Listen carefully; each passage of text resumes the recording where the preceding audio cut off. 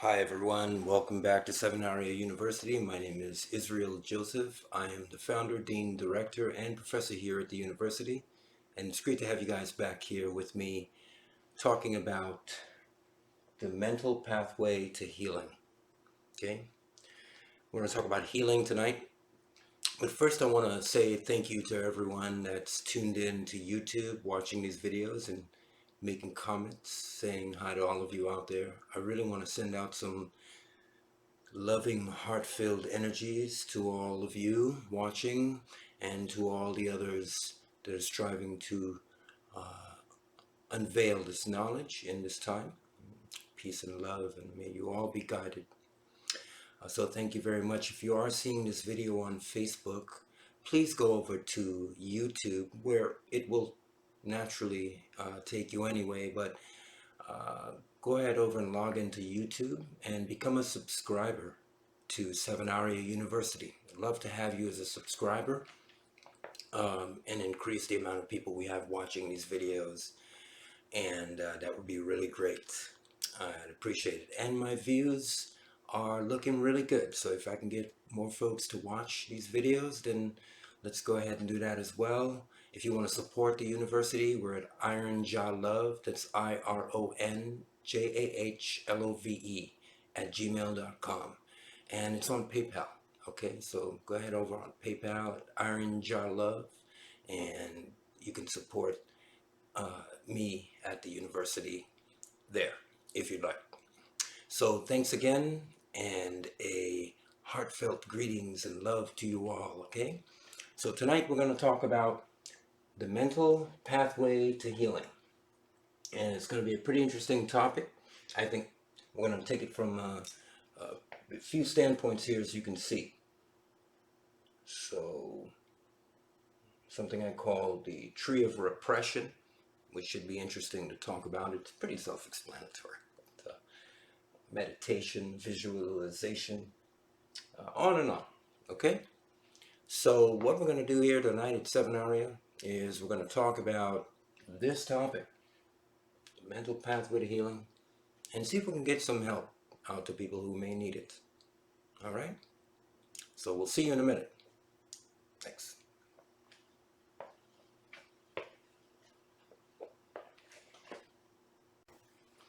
All right, so let's first talk about what's already been tried.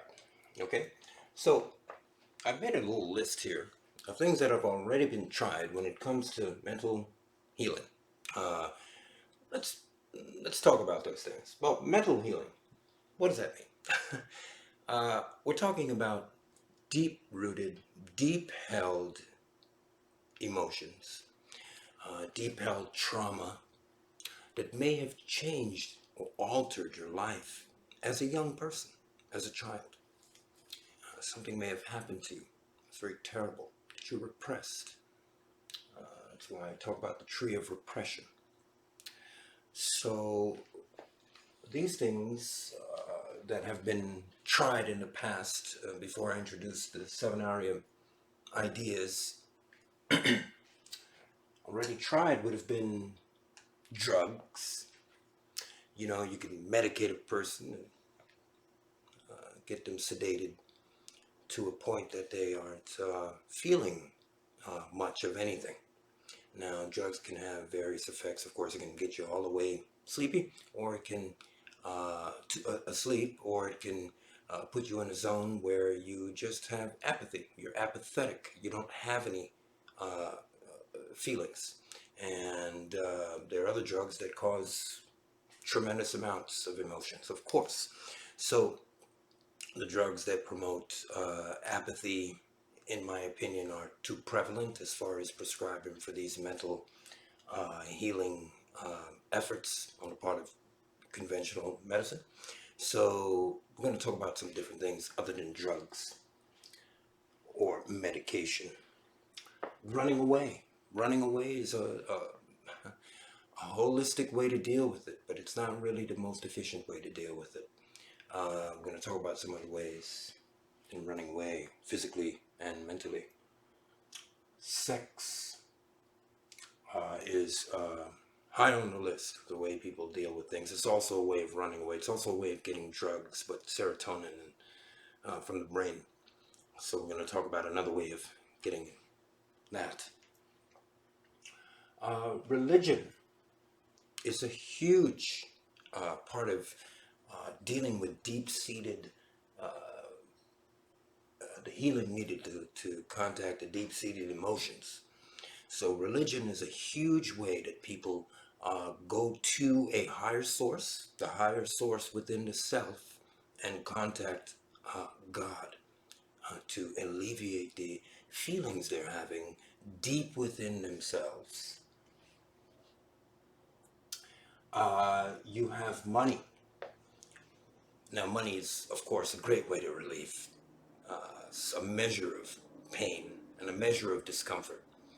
But ultimately, money will leave you empty, because money cannot, as the old song says, buy, I would add in brackets, true love. And by true, I would add many other, words that would incorporate into that, many synonyms that would help that word. But true love cannot be brought or bought by money, or brought by money. Material possessions, people like cars, people like houses, and those are great. I love cars. When I was growing up, I used to like fast cars and all that stuff too. But you know, what the eye sees satisfies the primal brain, the left hemisphere of the brain, so to speak. And, the left hemisphere rules the right side, which is the side of a lot of strength, comes from this side for most people anyway. Sometimes it's the other way around, depending on how you are. You want to control this opposing force by controlling, in my case, the right side of my brain, which controls the left side, the spiritual side, the more feminine nature of myself, which I need to we all need to contact this nature, the spiritual nature, which I hold here in the heart. You see, it's the left side of the right side of the brain controls the left side of the body, so the heart is included in that, right? So you have the spirit, and the spirit is always a feminine. The spirit is always feminine. The body is always male in the aspects of spirituality. Okay, so you'll hear me talk a lot about male and female and all that. And unless I'm really referring to birth and actual physicality, it could be about the body and the spirit. So the male, both of us, male and the man and the womb man, okay, the womb man, and female. I am female as well. My spirit is very tender and loving. It could represent the female, the iron male as well, the strong male, or the female. We have a lot of words can be involved in, FE.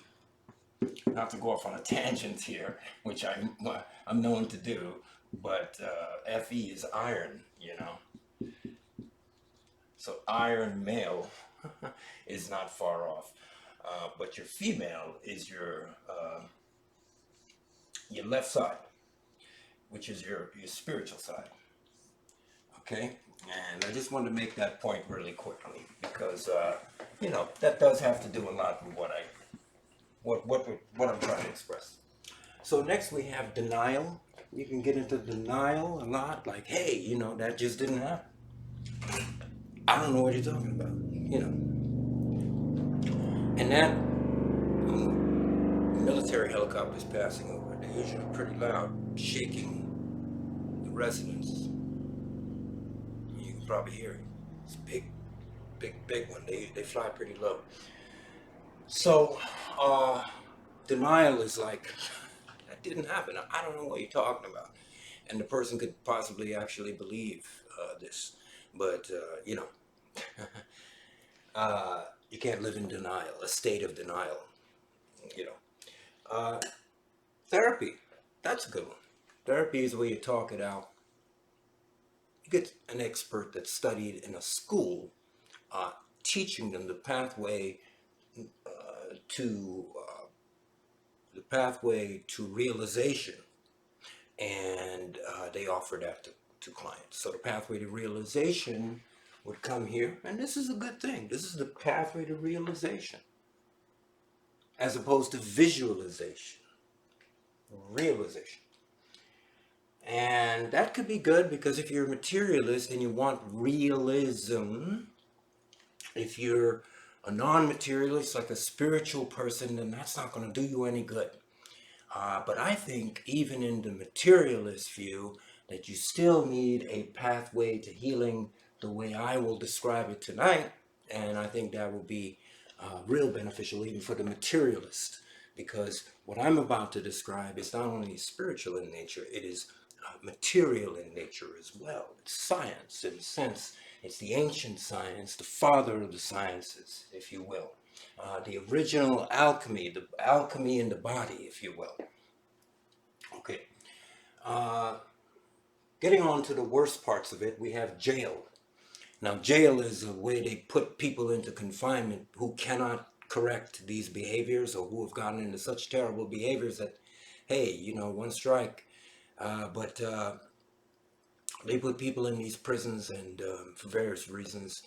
But jail is a horrible place to end up, because you have lost control of your emotions, or something of that nature. You know, if you've had a car accident, then, you know, there's variables on that. But if you go around and punch someone out, then, or do something violent to other people that could have been controlled, then, you know, you usually are getting one of these, if not this, jail. Okay. And then the last one is death, of course. So, you know, you know, you die. You end up in such a bad situation that some people end up being shot by authorities, or being shot by their fellows, or on and on. All right, you could die of a heart attack. Such stuff is so strenuous. You understand? But death could result from mental depression. This is what we're talking about: mental healing. Okay, so all of these things have been used to treat mental depression in the past. Okay, and I'm going to talk about a little different path tonight. And you know, I'm going to use notes as I go along. So these are notes that I have usually developed here for specific reasons. Okay, so I'm going to go ahead and start.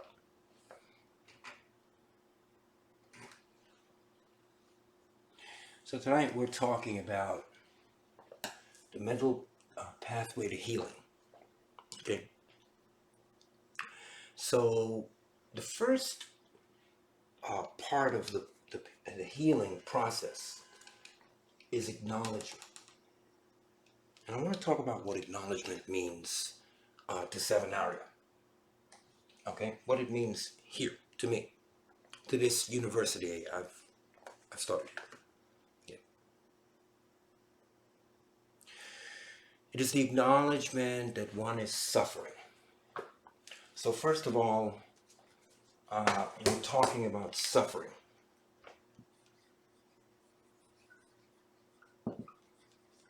The acknowledgement that you're suffering.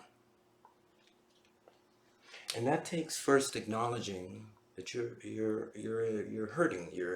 Something's wrong.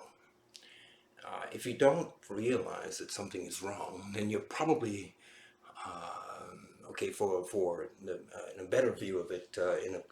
You're in a good position then. Okay, so you've got it under control maybe, or you're in denial, a state of denial.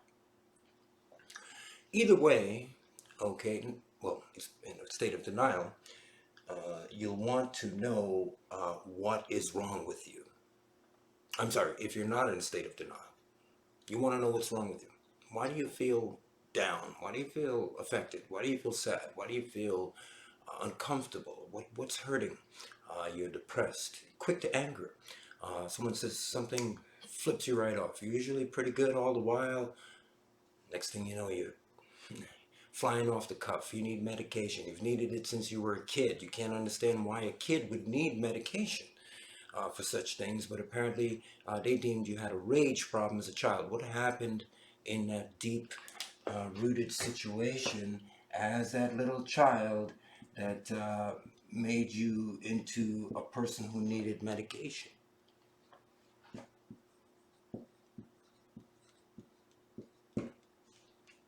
That's where you got to start.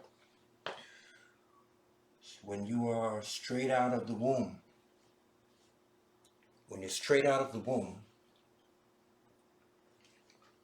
by the time you're 6 years old, you already have memories. Things have already happened to you. You're already remembering significant events, pain, suffering. The first part of acknowledgement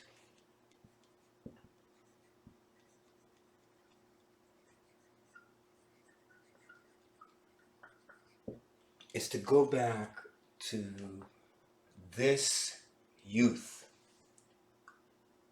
and find out what happened to the youth that made the youth first view the world as a sad place. What made you first start realizing that the world wasn't living up to its promises for you? Where was that point? How horrible or how subtle or sublime was that point? And what age was it? Was it 6? Was it 4? Was it 7? Was it 9? Was it all those ages? Where was it? Right? So you want to start acknowledging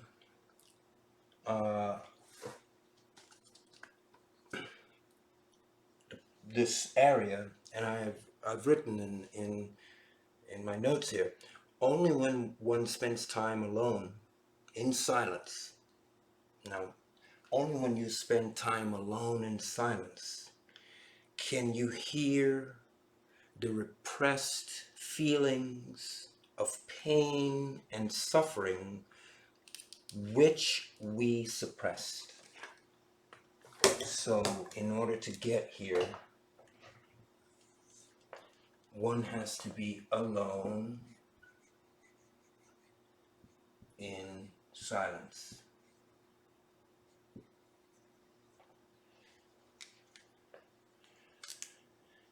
This is super important because as you are alone,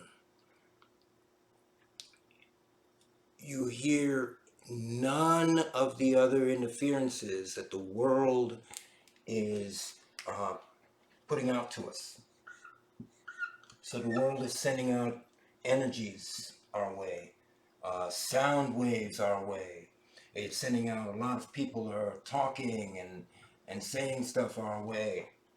All of this stuff has affected the person since you were a kid, and it's still affecting you now until from to now, right? So when you're alone, and let's forget about in silence for a minute, but it is important, but you're alone, you hear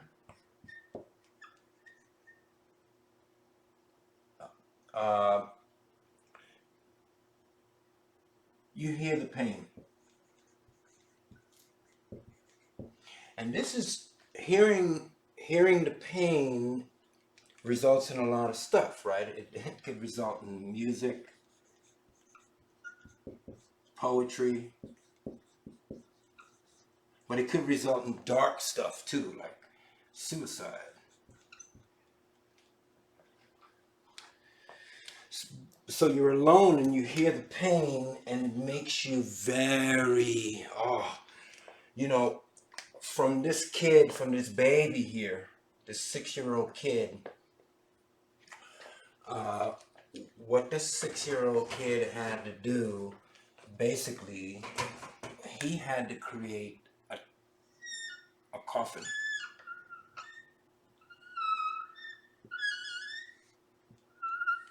Right? Can you dig it? And he had to bury all of his mental stuff in this coffin. And this coffin is buried way below the house. And he's always cool about that. It's down there.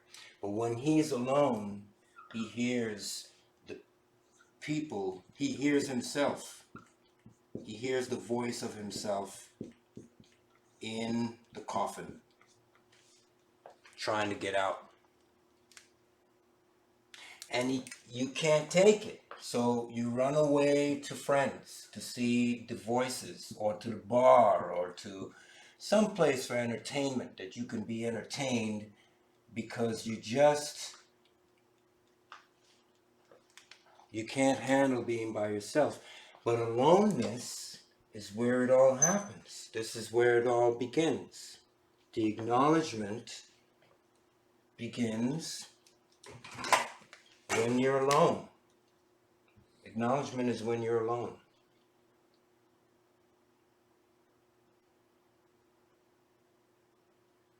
Okay? So you build this coffin here and you bury it.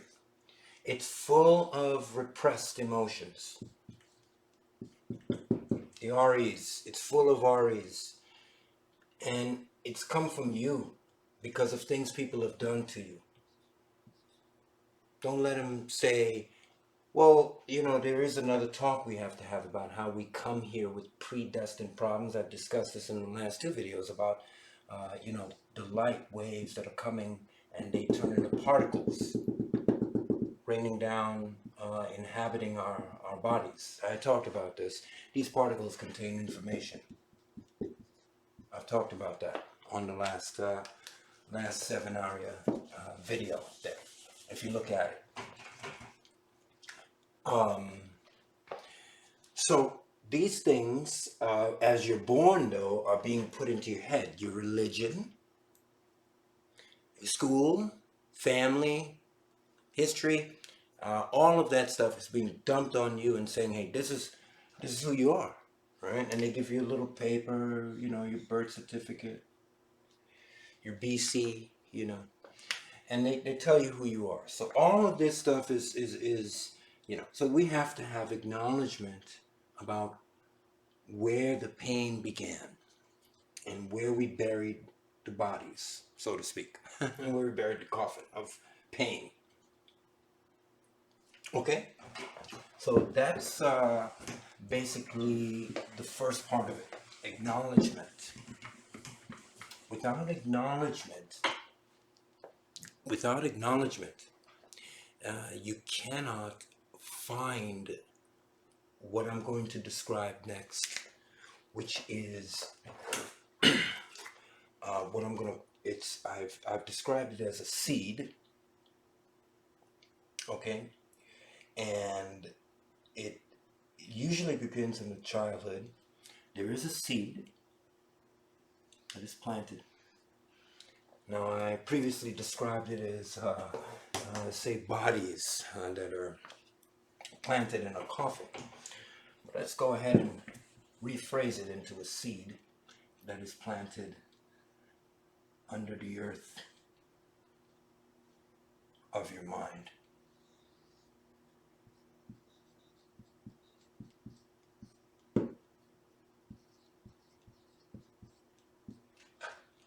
Okay? So let me read a little bit from my notes here. Only by being honest with the manifestation of the hurt and pain, which is acknowledgement, and the cause or reason for the pain, which is what we talked about. What is the cause and the reason?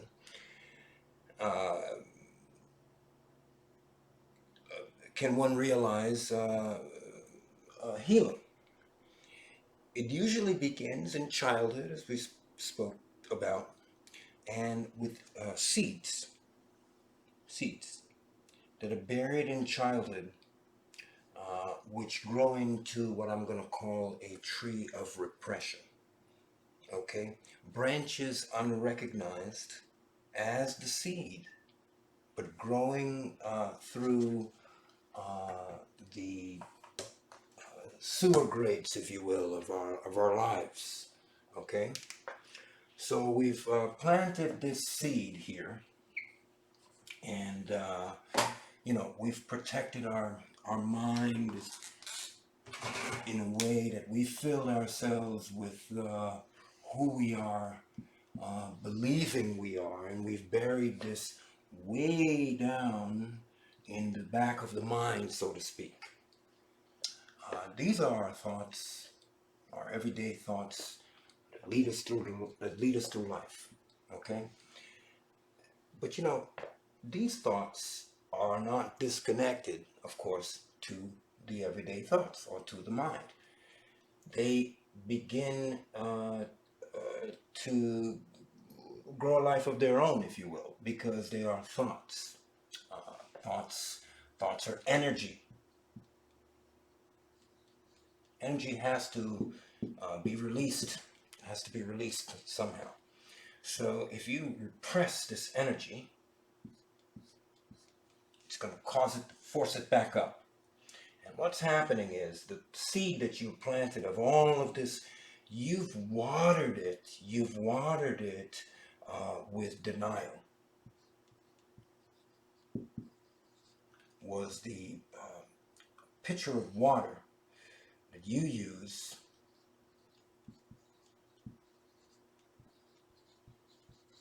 to water this seed, denial. And this seed, because it was denied, is fighting for life in an even stronger way than a normal normal energy would. And it begins to grow upwards as a tree from the subconscious.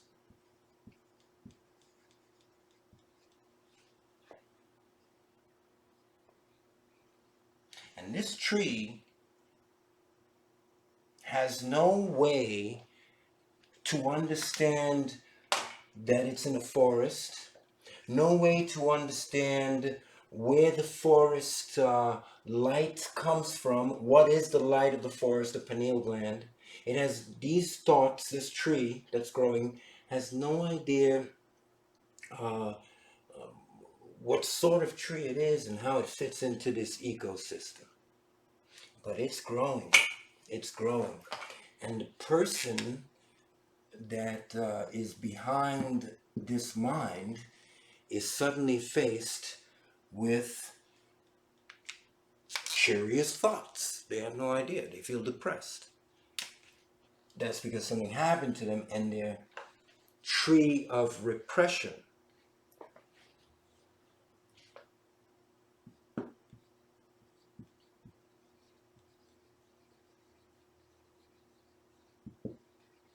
Their tree of repression is growing within them,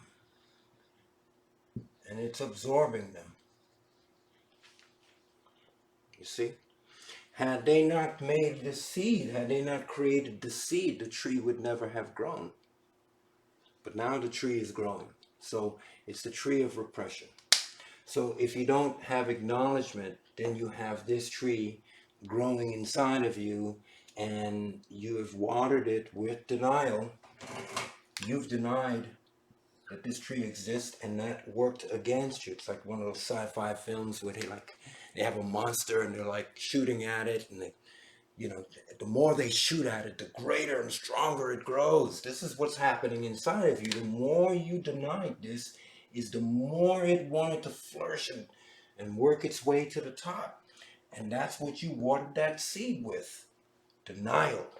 And so the seed grew. So it's up to you to have acknowledgement of this tree of repression that is growing in each and every one of us. Okay? Let's look at that for a minute. It's a tree of repression, I call that. And it's because it's of energy. The energy, it's a result of energy. The energy it took to repress these thoughts have caused them to explode, my friend. They have exploded. And you are now dealing with it at the top. Lashing out, being really crazy, doing things you wouldn't normally do. Doesn't that look like you sometimes? Looks like all of us, sometimes. That's your brain. That's your brain on thoughts denied. That's your brain on the tree of repression. Not the cannabis. The cannabis cures this. Cannabis cures this, okay? But I'm not going to teach that tonight. But that's your brain on the tree of repression, okay?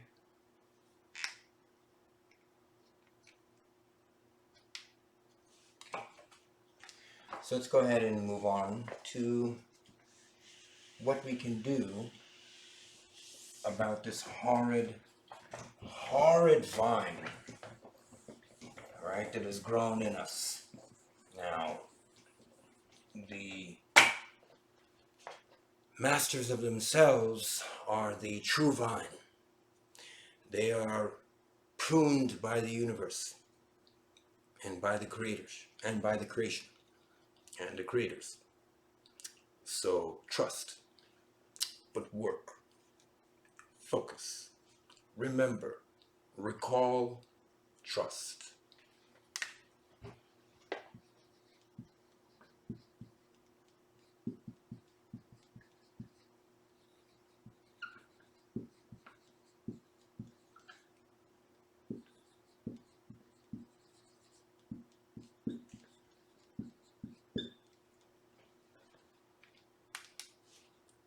Work and focus.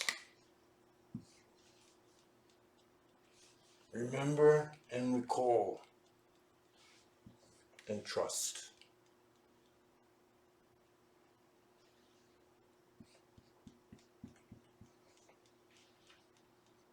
Remember that formula. Now moving on, because this is actually part of this, isn't it? This is actually part of it. Let's write this down. Work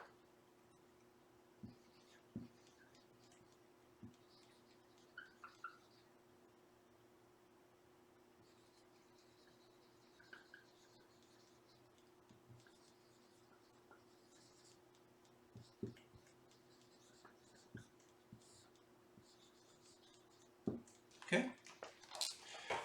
So now let's move on. Okay. All right, so let's move on. So we're on to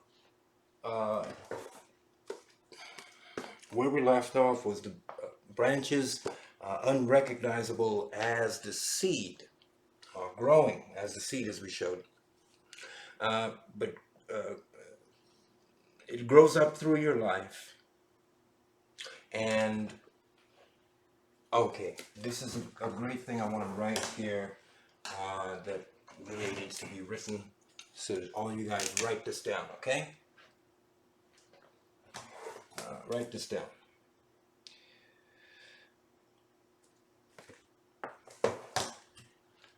To know the root of the tree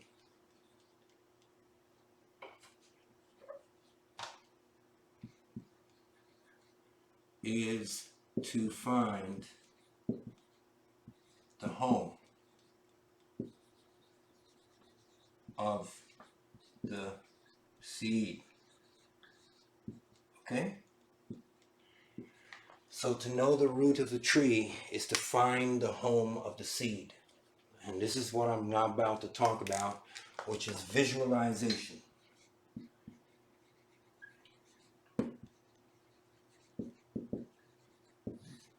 Visualization. Using the inner eye to see what cannot be seen by the outer eye. The inner eye. Okay, so now we're going to talk about that. So to know the root of the tree is to find the home of the seed. And what do I mean by that?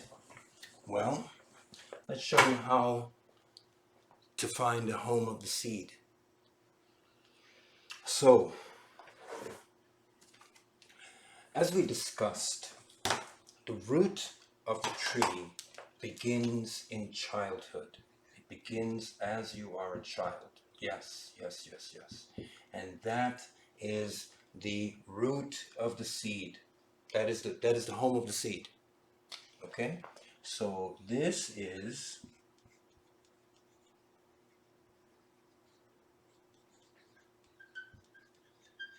so you must acknowledge that even now. This is the home of the seed.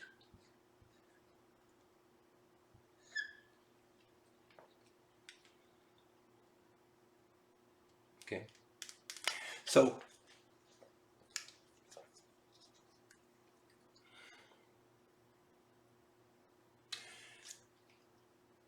visualization. Let's read from the notes before I go on. Okay.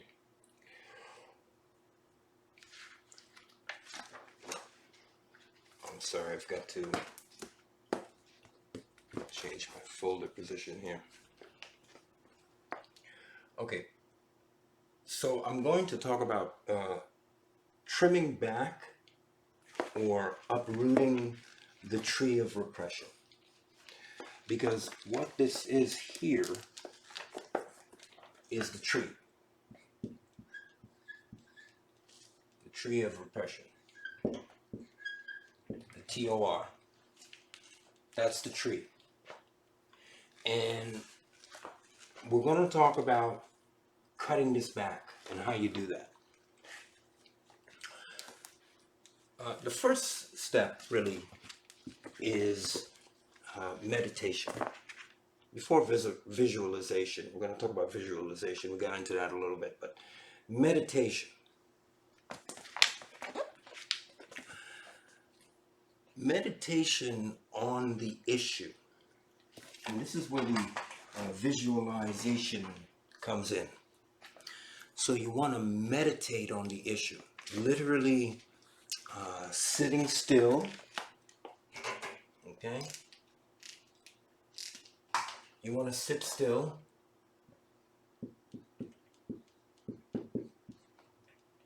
Sit still.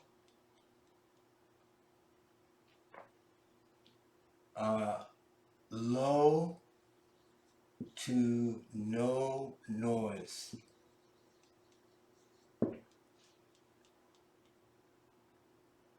Think about issues. Visualize.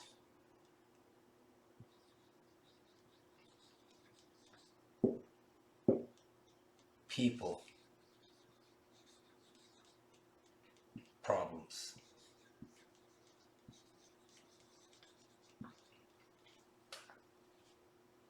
This is a different kind of meditation. One would agree that this meditation is a different type of meditation. But this is a purposeful meditation with a purpose. Now you are to sit still in a place with low to no noise. And you should sit still for about 20 minutes to 30 minutes. In a place with low to no noise. Noise interrupts meditation. I'll say that again.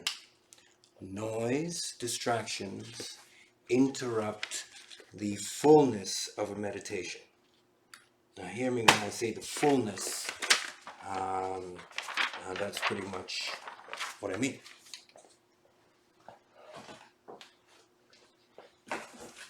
So you're going to think about the issues.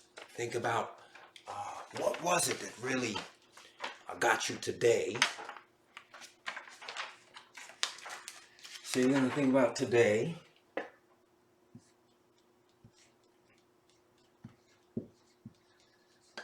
And you're going to think about yesterday. Well, the proverbial yesterday. You're going to think about youth.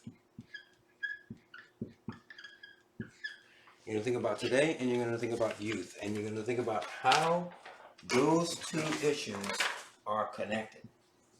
What happened today, and how was that connected to how you felt as a youth? You've got to make this. You've got to do this on purpose. This is not a natural thing. You've got to look for this.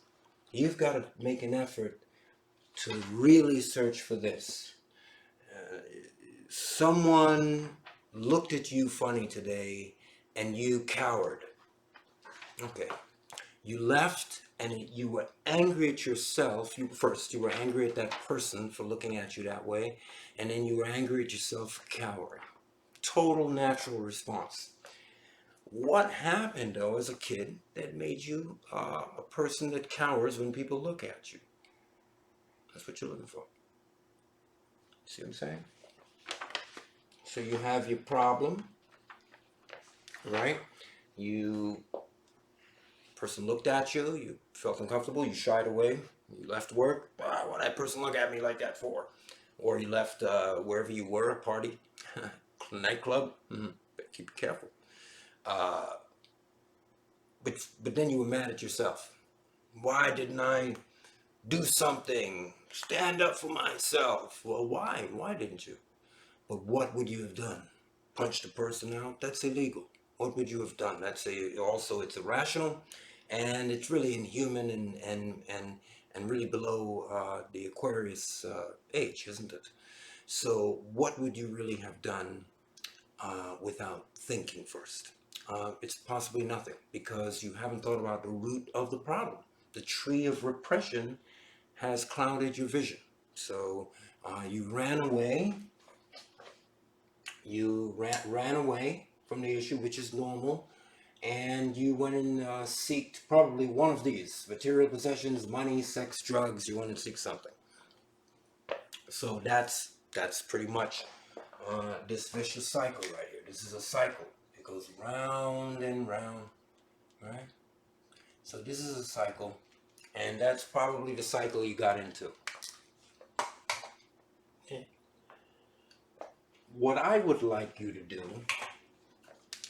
is not is to get into the issues, but take it back to why you felt that way as a kid.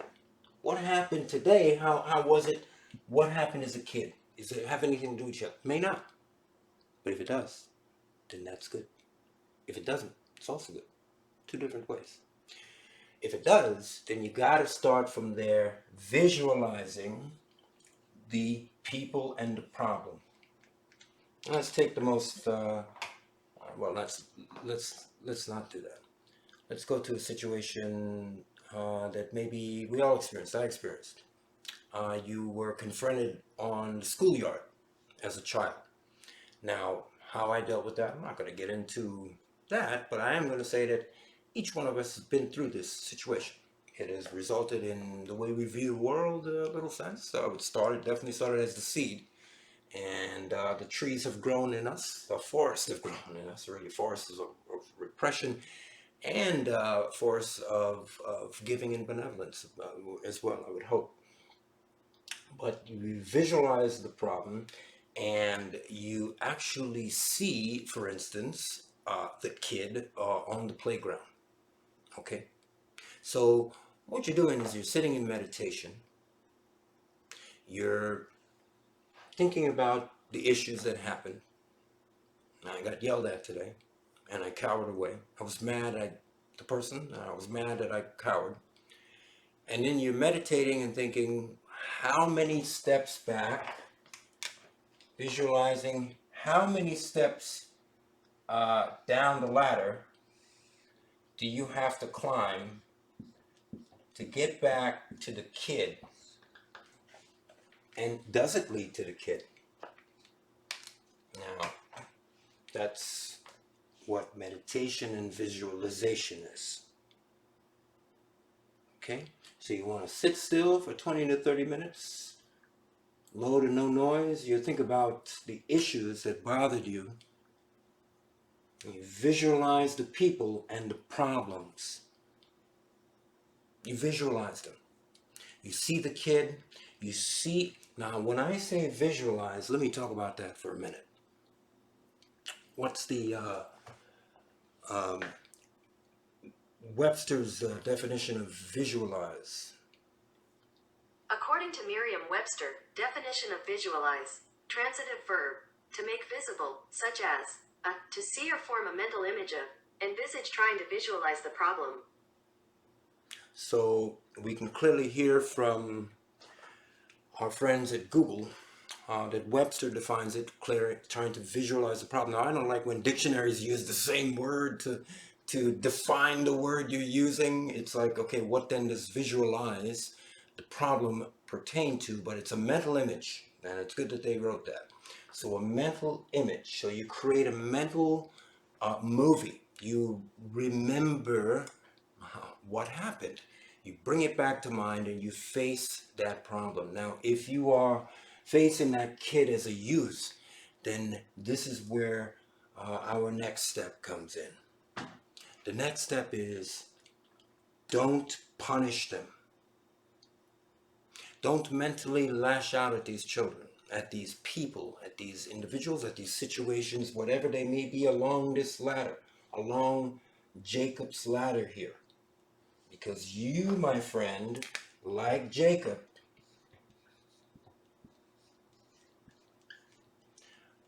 are seeing your thoughts.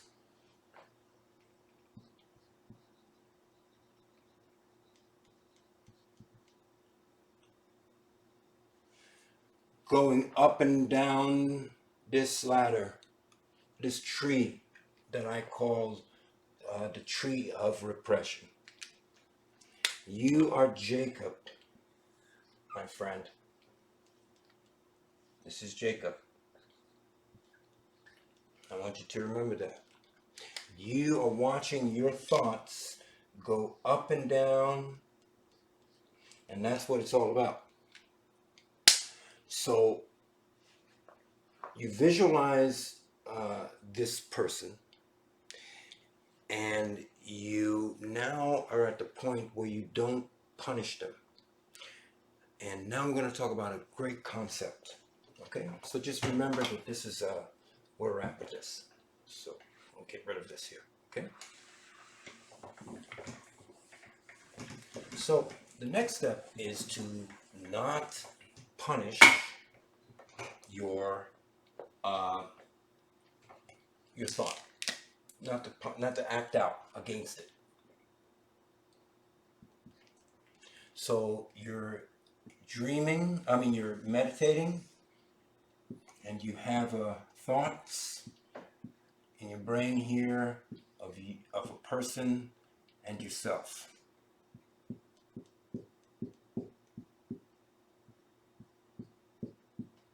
All right? You are meditating about this person and yourself. You can see the person plain as day. They are appearing plain as day, and you can see them.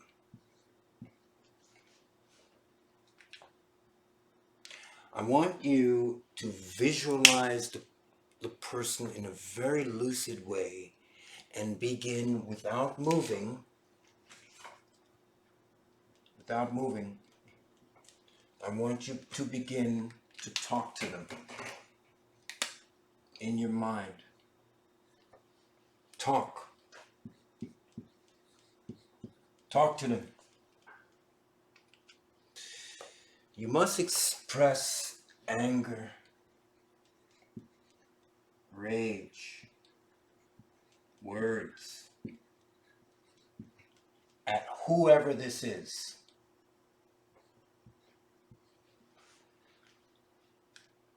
Do not move the physical body in meditation.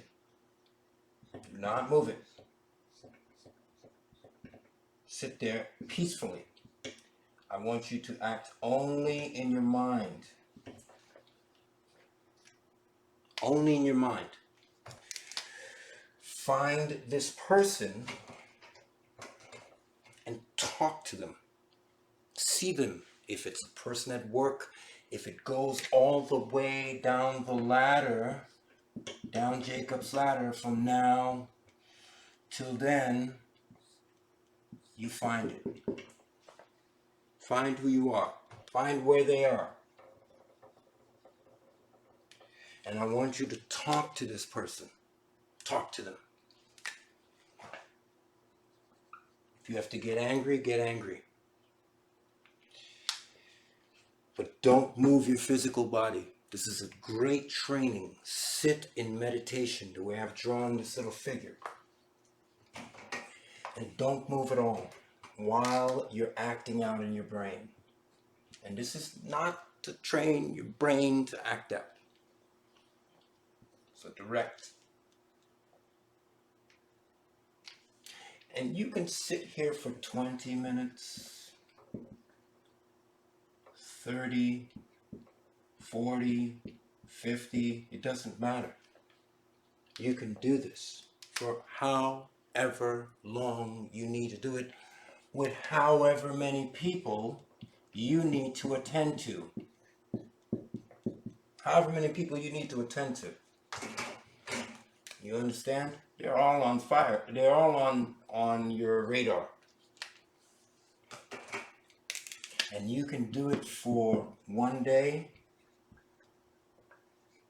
2 days, 2 weeks, okay? And it's free.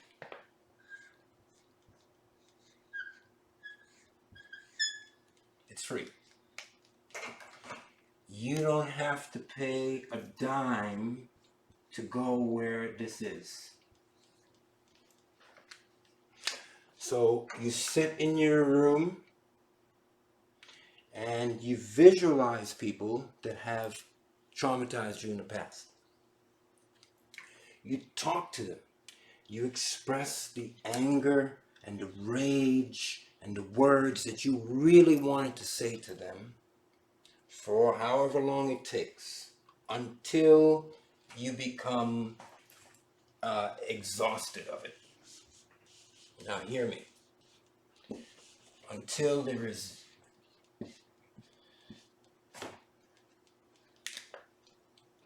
no more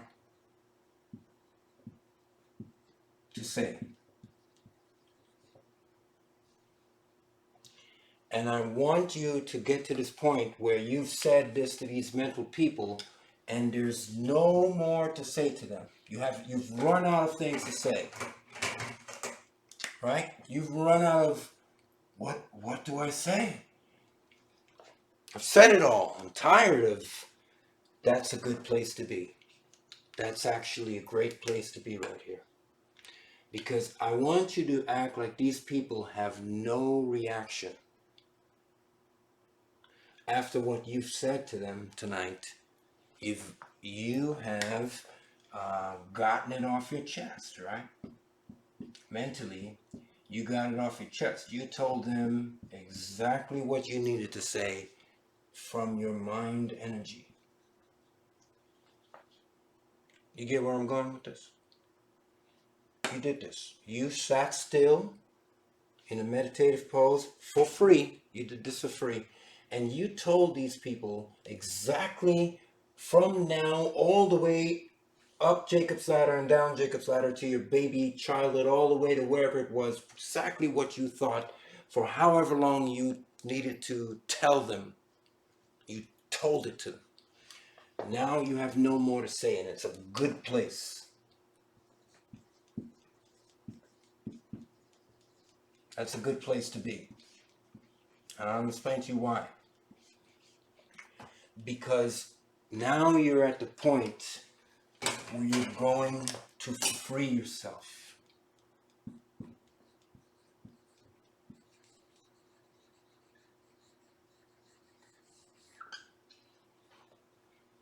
You're going to free yourself now. You have no more to say now. You're in a good place. No reaction. Don't imagine a reaction. I said this too quickly, right? As you are saying this to them, they should have no reaction. They should accept what you're saying in a humility in the setting, in the scene that these things happened. But then when you have no more to say, you are in a good place. Now you have the ability to free yourself. Now we're going to talk about what the next, don't punish them. Free yourself. Because you're not, the important part is you're not, which I should be clear on, you're not expressing this anger, as I said when I began, to punish them. What you're doing by expressing this anger is you are destroying, you are uprooting that seed. You're uprooting that seed that grew into that tree, because the tree is the anger in you. The tree of repression causes the anger. It causes the sadness. What you're doing by having this imaginary contact with your anger and sadness is you're digging to the root of the problem, and you're visualizing the problem, i.e. the seed. This is the seed here. Okay? And you're uprooting that seed. You're digging into it by telling it exactly how you feel. You're uprooting it. You're going into the ground. You're using low thoughts too. When you're talking to these individuals in your mind, you're using low thoughts. So your low thoughts are equal to the ground. Things from the ground, low things, dirty things, low things, ground. So the ground, the thoughts of the ground. So you're using the seed thoughts to destroy the seed. You're going into the ground. You're going to low thoughts. And the seed, so you're attacking the seed. So this is what I'm talking about, that you don't punish them. You are not acting out physically. Okay, I'm going to say this over and over again. You're not acting out physically. You're not telling them anything physically. This is all happening in your mental. But what you've done is you've released the demons. The demons that were trapped in the cellar have been released. Now they're free to attend to. Now you can see them for what they are. Now you're free to deal with the real enemy, who is really not this. Because when you look at the demon, you will see that it is actually you.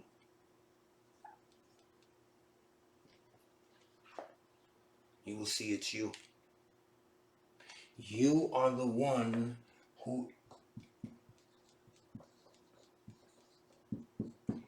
interpretation of the world has created a internal demon that deals with the world in an uncontrolled fashion, never knowing that the world is a lesson, and that it took these lessons to create both yourself, your persona, and your feelings, your depression. It took the lessons, life lessons. So you missed that, and so you created these thought demons that hated people and hated all that stuff. But what you've done by confronting the people in your mind is you freed yourself from some of the branches that were attached to you. They're now not all reaching you, because how have you been able to do this? How have you been able to free yourself from these branches?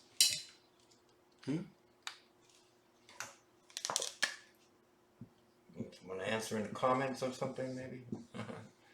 Well, you were able to free yourself from these branches because you confronted in your mind the people who made the branches, the thoughts that made the branches.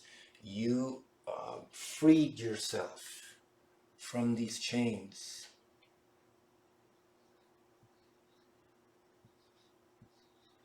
They were broken, and you freed yourself because of the, you didn't punish the people, you released. You opened up and released. You let the water flow out. You uprooted the seed. You washed it away. You see? You didn't, and you didn't harm anyone physically in the process. You just expressed how you were feeling to that person in your mind. They had no reaction in your mind. And then suddenly, because you did that, it was like you were exorcised. Like an exorcism. Like you had an exorcism. A mental exorcism.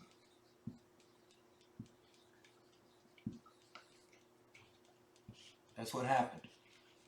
You had a mental exorcism because of this 5-step process. Acknowledgement. You've acknowledged that you had an issue. You felt it today. You got mad. Whatever it was. You got sad. You got jealous. You got crazy. You got depressed. You got feeling like you were the only person on the earth. You got feeling like you wanted to be the only person on the earth. Believe me, we've all been there, right? Acknowledgement. And then you acknowledge it, so then you've discovered the Tree of Repression. We talked about the Tree of Repression growing up in the mind. This is you sitting in meditation. Because the only way to get to this root of the issue here is to meditate. I'm just recapping, of course. This is all free. You can do this for free. You can do this right in the middle of your room. You don't have to pay for doctors, none of this. You don't have to pay for any of this. I talked about drugs, sex, religion, work, money, material, possessions, therapy, jail, none of it. You're in your bedroom.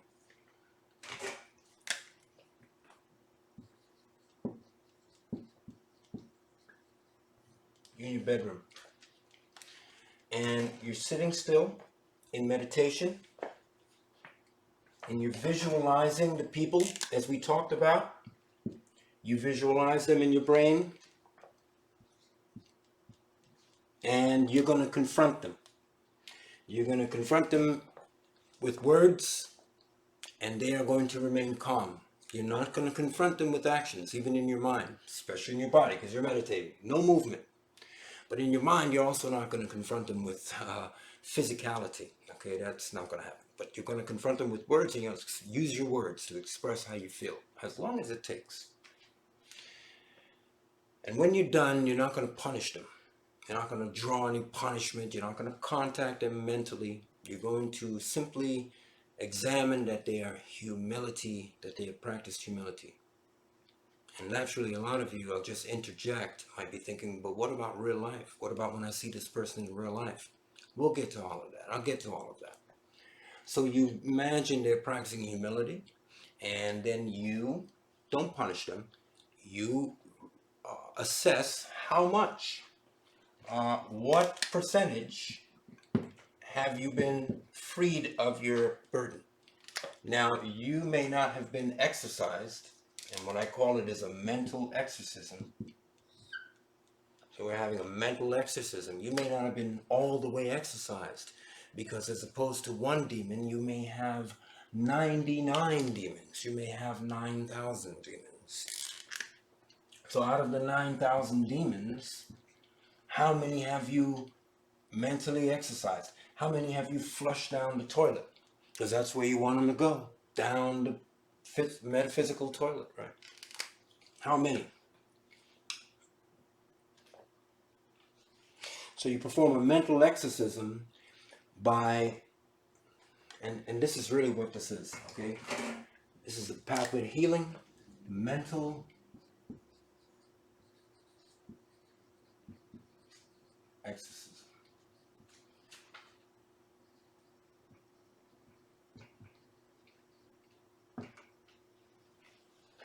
So this is the mental exorcism that I'm talking about. Acknowledgement, Tree of Repression, the Tree of Repression is there. A meditation to visualize the problem. Don't punish the problem. You free yourself by exercising those thoughts. Literally exercising. Okay? So that's where we're at. So once you do this, right? Once you have completed this process of your mental exorcism, no matter how many so-called thought demons you've released, then we're going to move on to the next, which will be rebirth.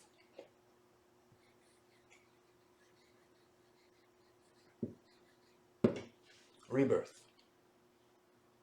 You are reborn.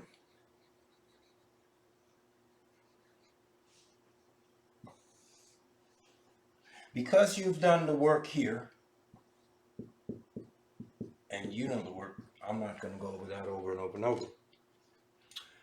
You are exercised.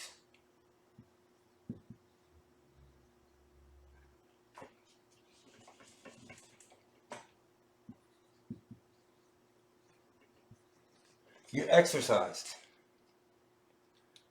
You're clean. Now you may not be 100% clean. No. But you're maybe 25% cleaner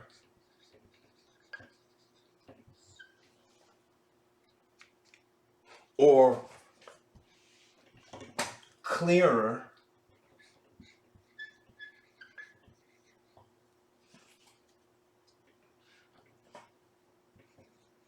yeah.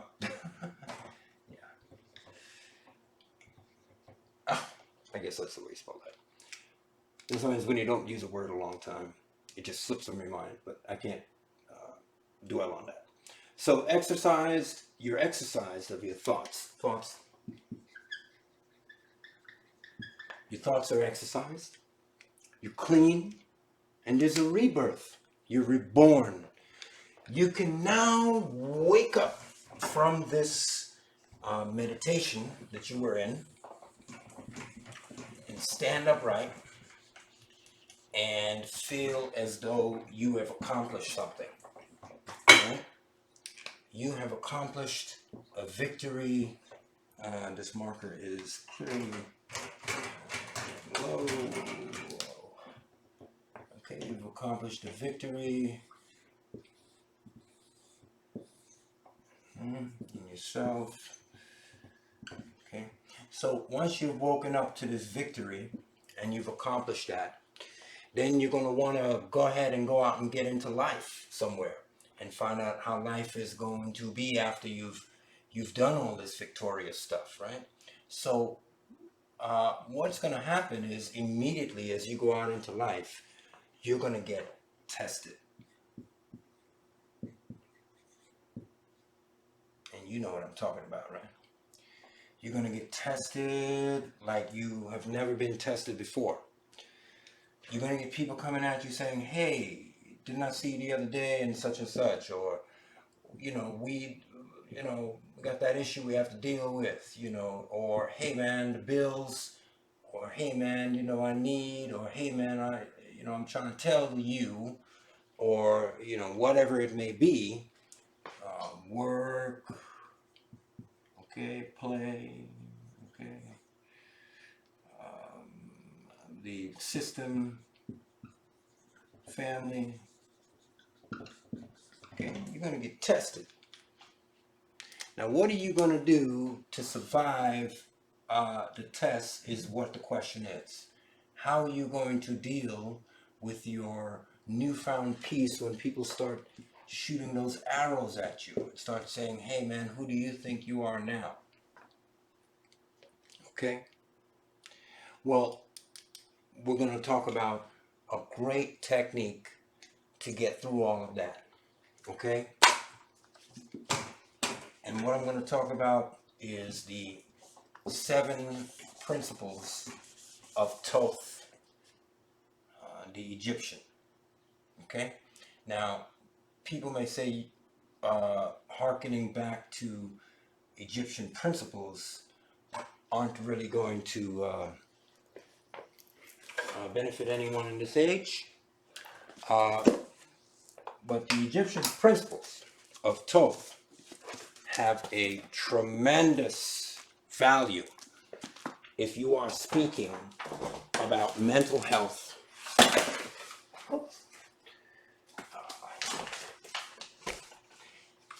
If you're speaking about mental health, okay?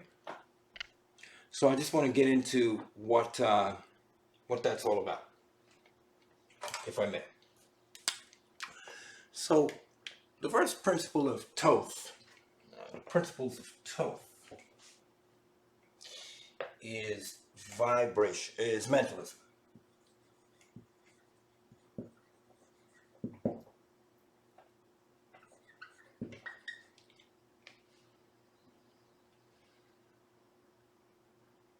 This is what we just talked about. All is mental.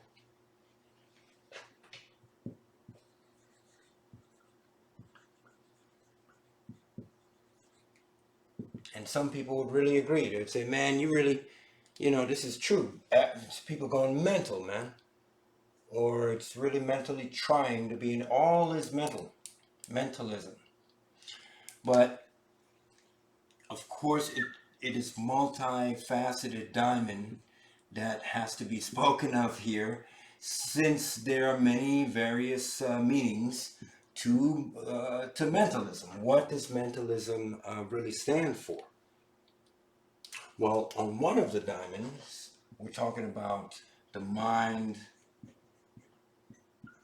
of God.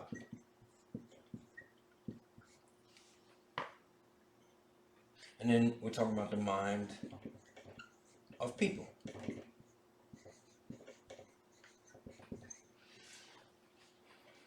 And the principle of mentalism says that in the universe, God is visualization, our world. So all is mental. So God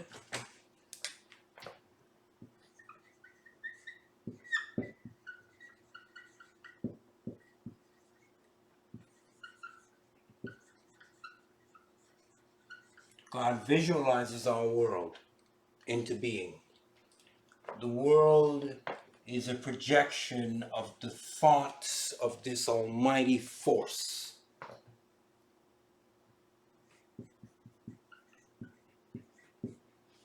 That's our world. Simple projection, simulation from the mind of God, who actually exists and is having a simulation where we are existing in the simulation, both on a physical and a metaphysical level. So there is a property that says then if this is a dream, then all is possible.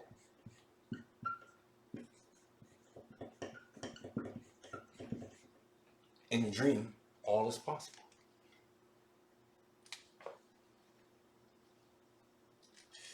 So, we're talking about God is visualizing the world, And so we too see our world in visions. We just spoke about how you can go back to your childhood and pull out the information and confront it, talk to it, and release yourself of that stuff. We talk about how we can do it in the modern age too. Well, we see our world in visions.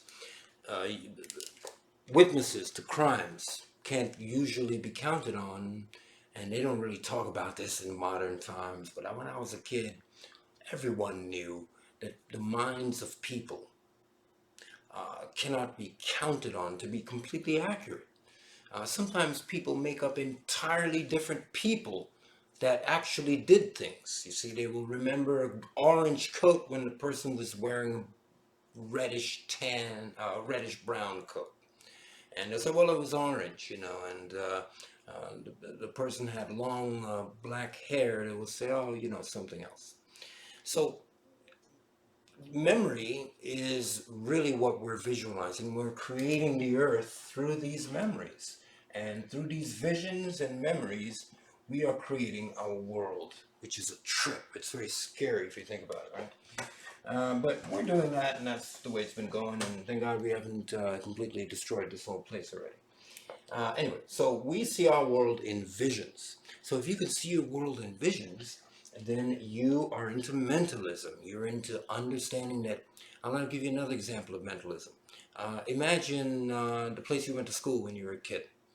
Can you imagine that? You can see the hallways and the teachers. You can see the books. You can actually smell the smells, right? You can, all the sensory stuff almost, right? Now imagine a school you've never been to. Build it in your mind. Imagine a university that you've never been to. Well, hey, you've just done something pretty crazy. You've mentalized.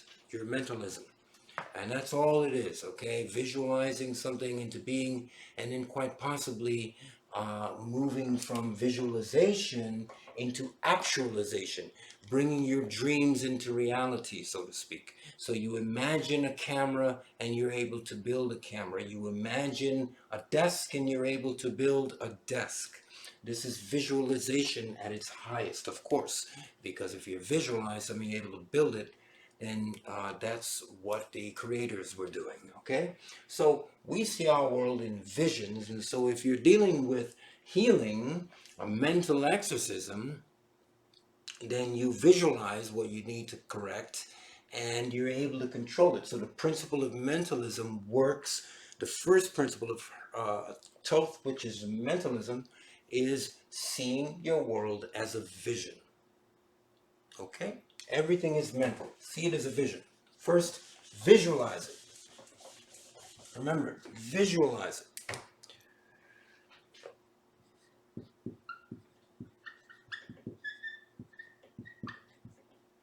Visualize it. Okay? So the second principle is correspondence.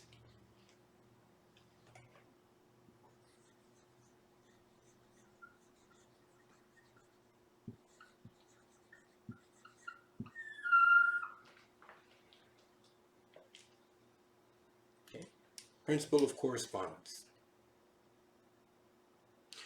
Correspondence simply means that there is a relationship because everything is mental and we are both God and us, both visualizing our worlds. There is a relationship between what we visualize and what God is visualizing, and what God is visualizing, what we are visualizing. So there is correspondence. We're corresponding with the Creator. Okay, so the second principle is correspondence, and we're corresponding with the Creator by visualizing. We're acting in the same circle that the Creator is acting in. And howbeit in a smaller circle, but we're acting in the same, pretty much in the same way the Creator is acting, just with lesser effect. And people may say, well, you're taking for granted that there's a Creator. Well, I'll just stand on this. For everything that is made, there's a maker. This pen has a maker. If I told you that it didn't have a maker, you would think I was crazy. Well, a lot of people who hear the argument of atheists feel sort of the same way, because you're telling me that if you refuse to believe that no one made this simple device, but you look at a sun or the body with the veins and all of the other perfectly functioning apparatus that is in the universe and here in our solar system, and insist that they're not made, none of the creatures are made, spiders are not, they just happen to be this perfection, but this lesser perfection was made, then, you know, that's the way you choose to go, and I can't go in that direction. I think that the evidence of intelligence is creation, is the manifestation of objects, and so everything that's made must have a maker. What that maker is, how it makes and how it functions, and to what degree it's involved with its making, well, that's another conversation. But there is a maker. It's evidenced by the normality of the whole universe. Everything is functioning. It's so normal. Regularity. So correspondence would be actualizing the mental connection between, correspondence is mental connection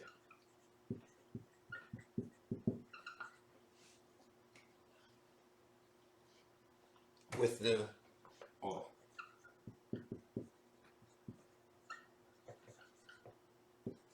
Mental connection with the all.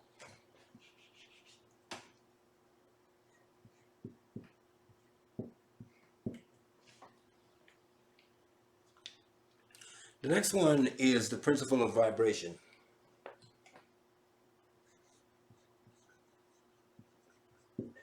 That's the next principle. The principle of vibration. And why this is important, because you visualized in that meditation, you visualized it, you corresponded with it, didn't you? Now the vibration begins.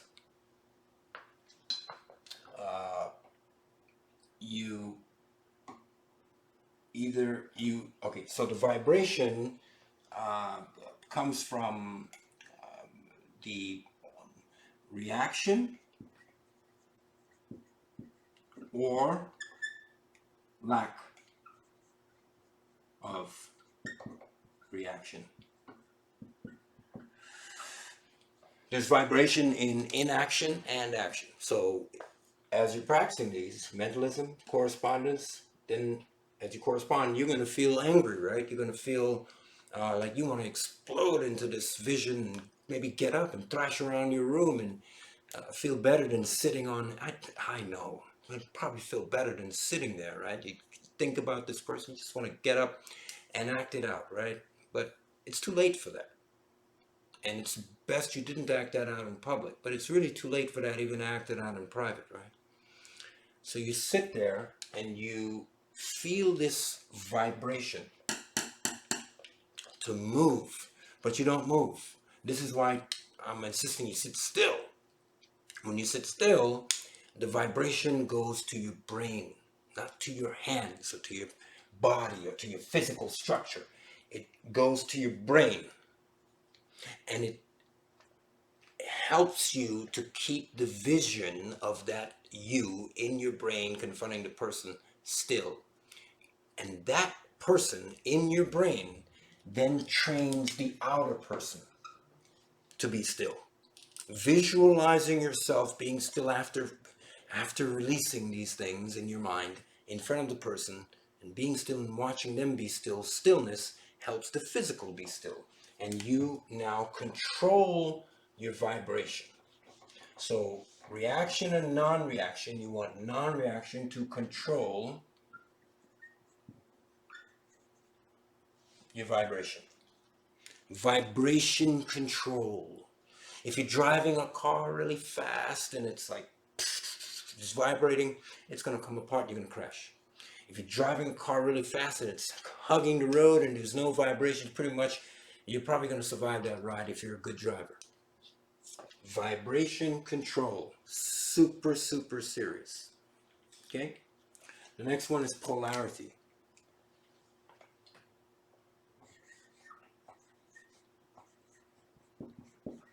The next principle of Thoth is polarity. And if you see here, you see the word polar. Right? You see the word polar. And because what we're talking about with polarity is a pole. Literally polarity. And this polarity represents the spinal cord. And it also represents the brain.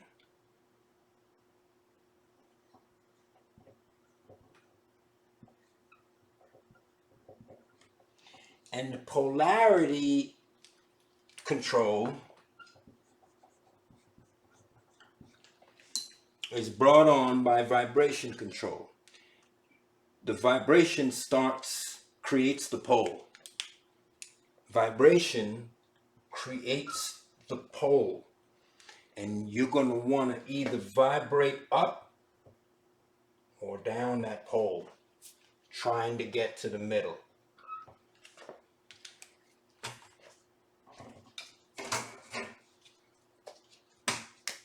You want to try and get to the middle.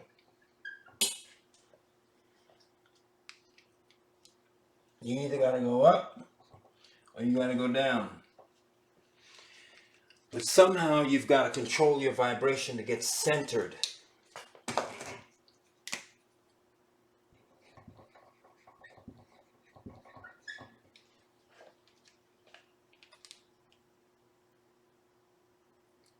Okay?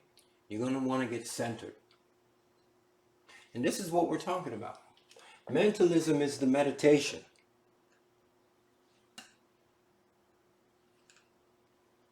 Correspondence, visualization, and talking. Okay? A mental connection with the all, really. The vibration, don't punish them. Free yourself.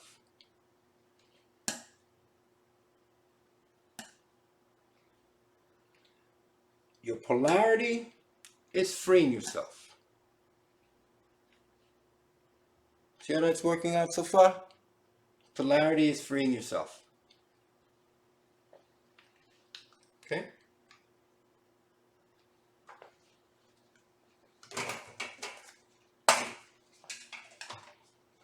You're going to have to get rid of some of this. Okay? So, I hope you wrote that down. I'm going to get rid of it. Such as the life of a whiteboard here, or a blackboard, depending on what you're using. Chalkboard, as they're called now. The next one is the principle of rhythm.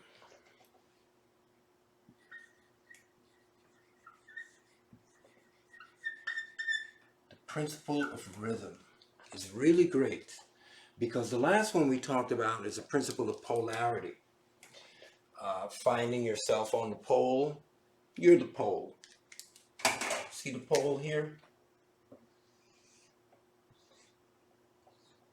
That's the pole. And that's the center in the heart.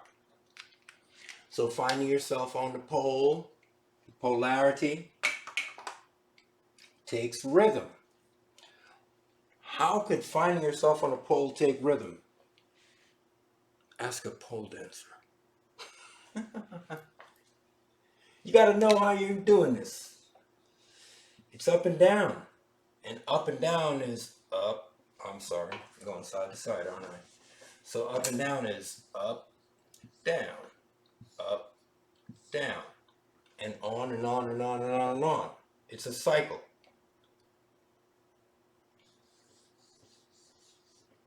It's a wave. That, my friends, is rhythm. You think I'm playing?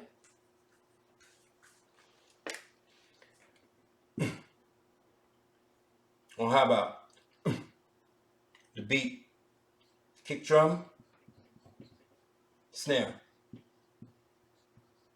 kick, snare, kick, boom, bap, boom, bap, boom, boom, bap, boom. That's a beat because this is rhythm. So if we're talking about going up and going down and going, I just changed this to up. That's all I did. And down and up and down. You see? I just made a line connecting them. I just made the little connection. That's all. That's all this is. These are the connections. And that, my friend, is where it all happens. It doesn't happen on the journey up. Well, it does. You learn a lot, but it happens at the finish line. See? You get bathed in the water here. You get bathed in the water. And then you get bathed in the water here. This is all mental. So this is the principle of rhythm.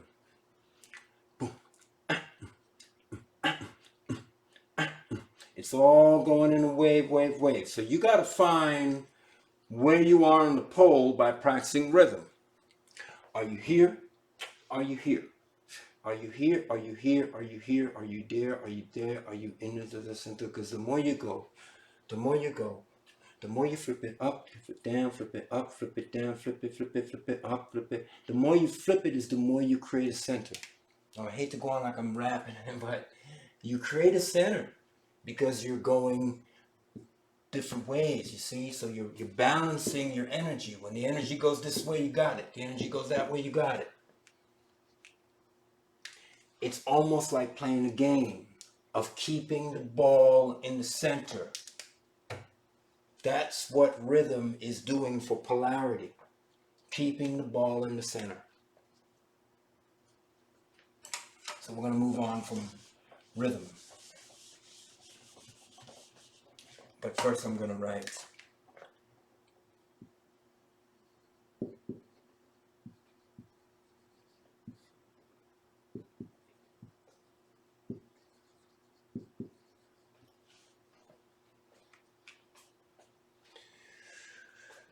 That's actually principle number 4. I need to write that. So principle number 5, you see, this is we're still on freeing yourself. This is still connected to freeing yourself. But now we're going to get to the principle of rebirth, which is cause and effect.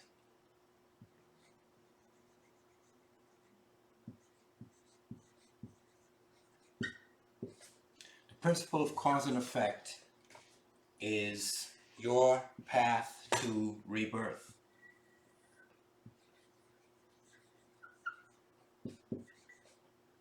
Rebirth.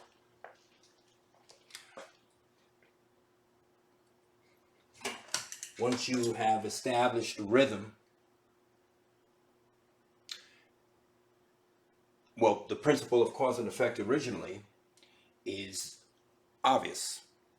One action has an effect to cause another action, which has an effect to cause another action, another reaction. One action has a reaction, causes a reaction. Well, that reaction, that action, which causes a reaction, is a new thing. Action. Reaction is a new thing, isn't it?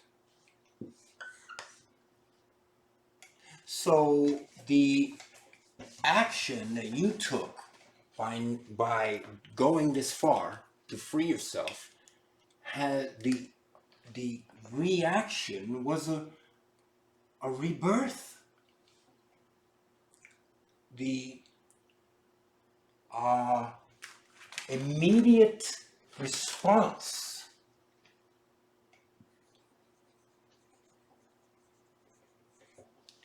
was a rebirth response. Since you freed yourself from, you keep the ball in the center. There's no actions, there's no lashing out. The cause and effect, the fifth principle, has caused rebirth.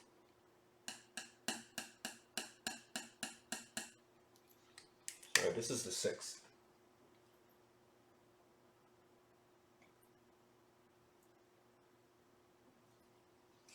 I'm sorry, I made a mistake. Please check the video. This is number 5. And this is number 6. Okay, so we're a little more ahead of myself than I thought. So the principle of correspondence is number 6. Cause and effect. Excuse me. The principle of cause and effect is number 6. These principles get rather confusing. So number 5 is rhythm. Keep the beat. Keep that ball in the center. And number 6 is cause and effect. Keeping the ball in the center will cause a rebirth because you've gone this far. So you're going to get that rebirth response. Rebirth response. And then the last one is going to show you the highest one of all, gender. And this one is the what everything equals out to. Because when you've done all of this, you get to realize something. Well, gender means sex in today's society, but it doesn't really mean sex in this sense, in this more metaphysical sense, in this more alchemical sense. It means sides.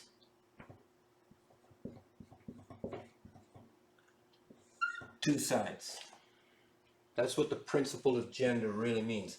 That everything has two sides. So you're incorporating the polarity, cause and effect, because through your rebirth, and because you are reborn, you can see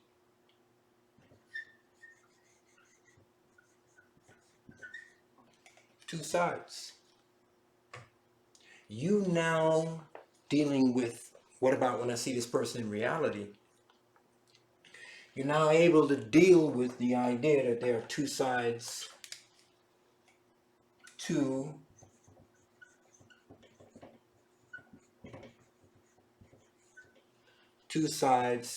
every story. Every story is two. Every story is two. Every side must be a side of another. Must be one. If there is a side, if someone is saying something, then there must be another, because it's a side. Now, what that other is, you have to determine whether it's worth its value or not. That's called an investigation, right? But there are two sides to every story. And that's what the principle of gender is. And once you realize that there are two sides to every story, then you're then able to rise above your pain.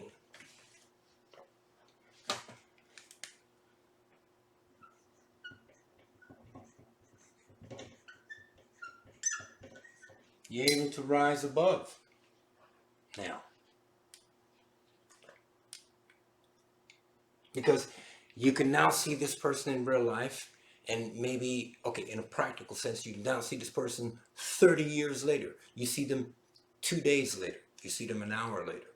You're now able to practice rhythm and polarity. The fourth principle, keeping your sense centered. Principle of mentalism, you've already projected. You're on to polarity. Keeping yourself centered. The principle of rhythm, keeping your ball in the center. That way they don't affect you any longer. And you treat them like you did in your vision. Now, they're not attacking you physically. If they're saying coarse things to you, then you can deal with that in legal ways. But as far as your mentality goes, you've settled your mental pathway to healing. You've done a mental exorcism. And so you've rid yourself of those demons that would make you attack this person or confront them about how they're acting with you. Cause and effect, rebirth, a rebirth response is what you got. And now you can see that there are two sides to every story. That you contributed to what was going on. That you may have been wrong, you may have been contributing to what was happening and didn't know it. And that's the other side to the story. That's their side. Right? That's the two sides. The great thing about this is that you don't see the other person. You see you. The great thing about this is you don't punish them.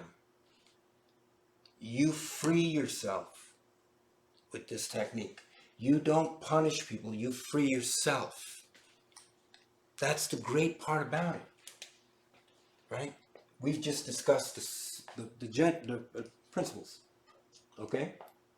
So again, you have the principle of mentalism, correspondence, vibration, polarity, rhythm, cause and effect, and gender. And as you can see, you can rewind a video for everything we've talked about. You can free yourself. This is you. You're projecting just like God projects. It's up to you to control your projection. You control your world with peace. Okay? You must project peace.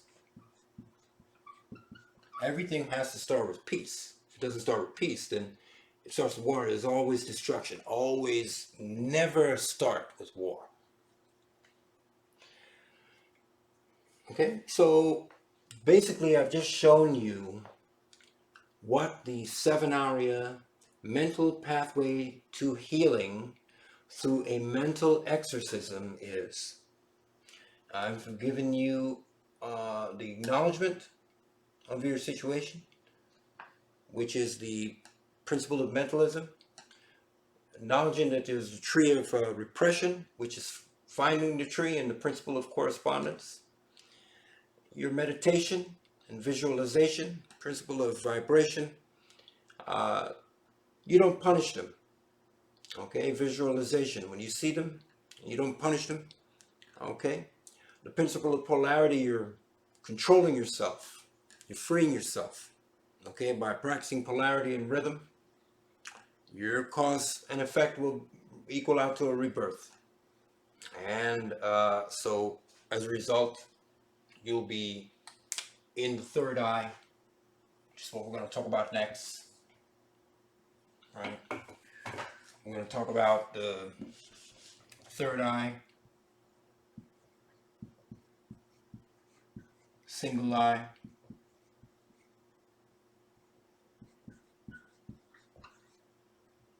okay, we're going to talk about that next.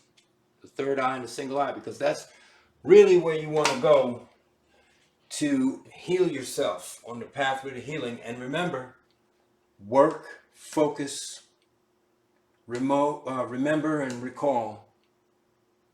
Trust equals life. Work, focus, remember, recall, and trust. Okay? Let's go ahead and talk about what's happening with the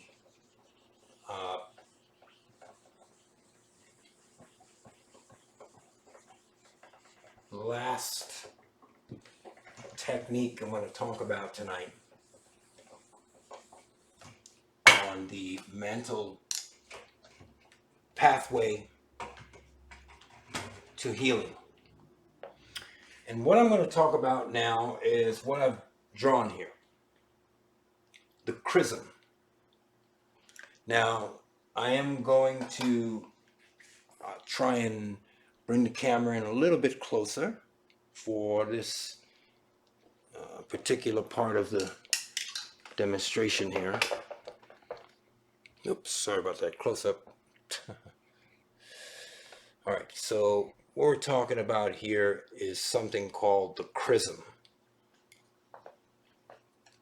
You see I've written it there. And that is a specialized oil that the ancients were aware of, that is produced in your system, in your brain, in a place in your brain called the claustrum.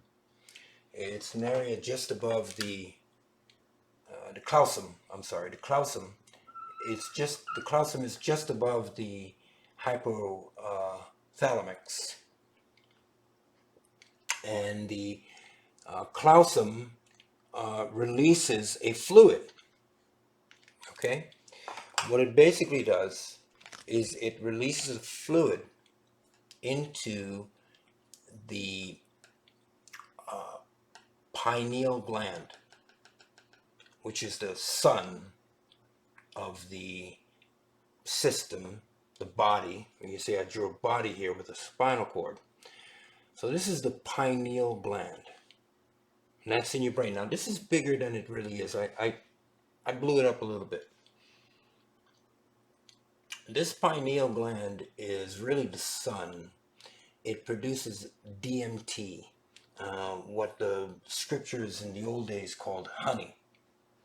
Okay, it produces DMT, and this pineal gland is activated by this chrism that flows from the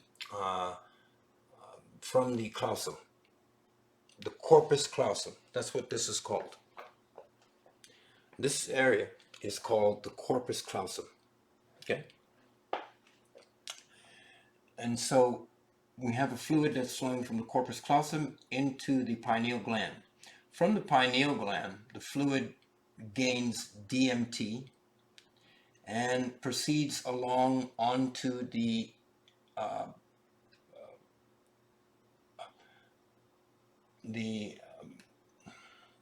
pituitary gland. Excuse me, had a brain darkness for a minute. From the pineal gland, it proceeds to the pituitary gland, which produces more fluid, a serotonin, and I'm sorry, I'm forgive me. It is the pineal gland that produces melatonin, and the pituitary gland produces a milky white substance.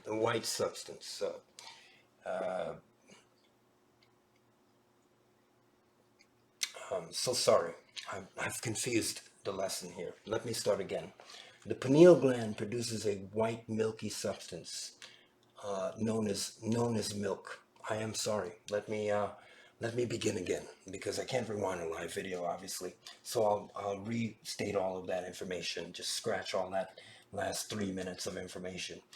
The clausum produces an oil called the chrism, which travels into the pineal gland.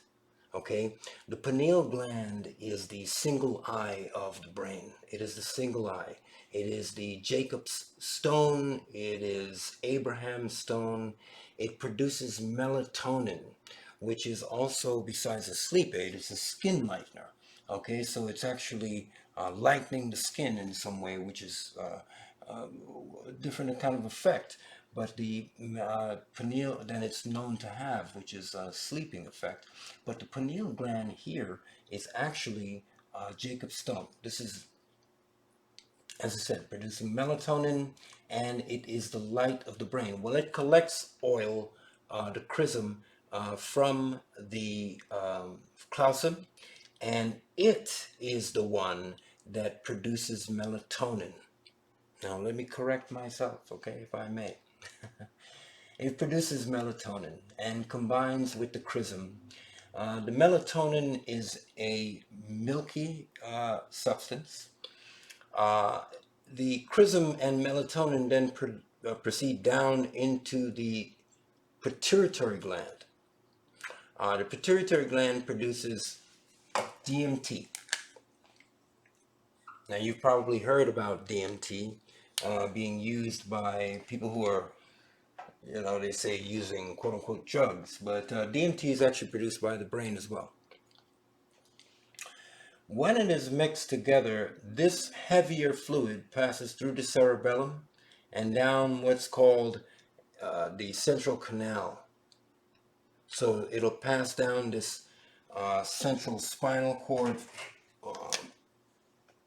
sort of pathway, an elevator, if you will. And it is located here. As you can see, I drew it there. So this is looking down at the spinal cord. If you were to cut it in half and look down at it, what a lot of people don't know is that surrounding this shaft here, going down, is more brain matter. There's more gray matter in your spinal cord.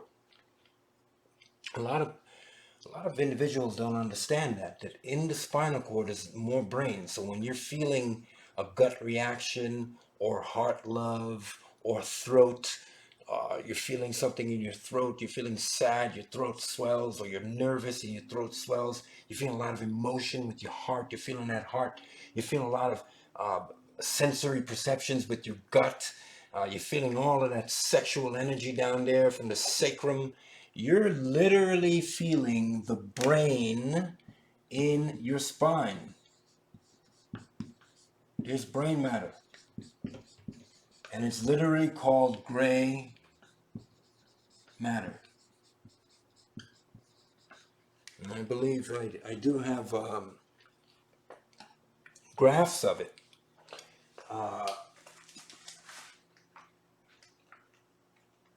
And I can show you here that it's referred to,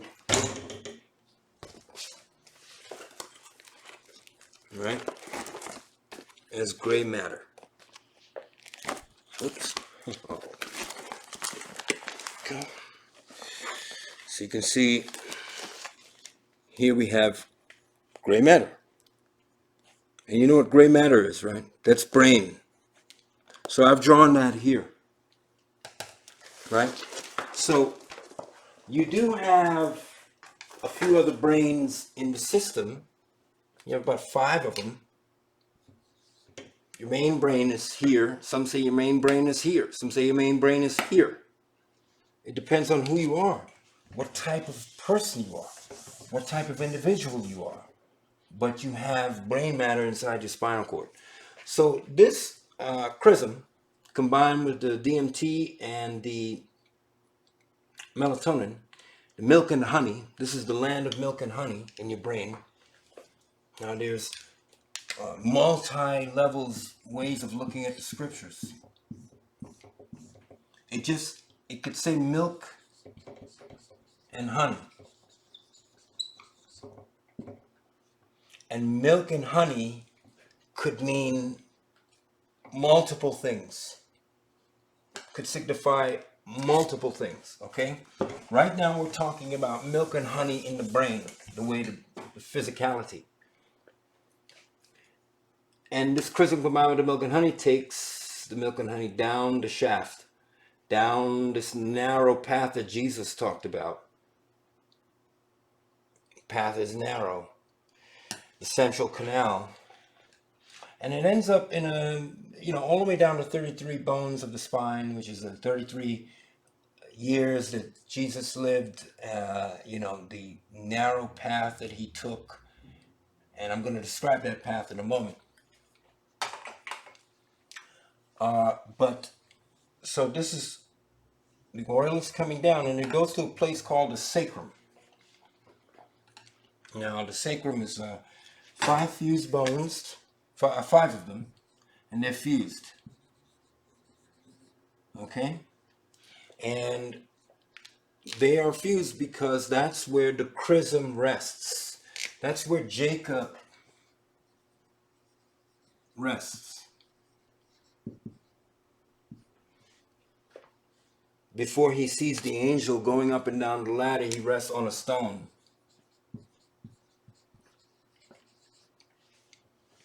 That stone is the sacrum. The chrism is Jacob. That's what the scriptures are really on one of these levels talking about. It's Jacob. It's Jacob. It's Jacob resting on the stone, the sacrum. So Jacob rests on the sacrum. And he notices in the scriptures that there are angels going up the ladder, up and down.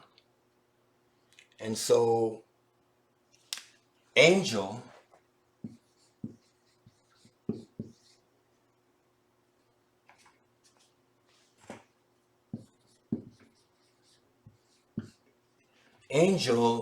is the same word as angle.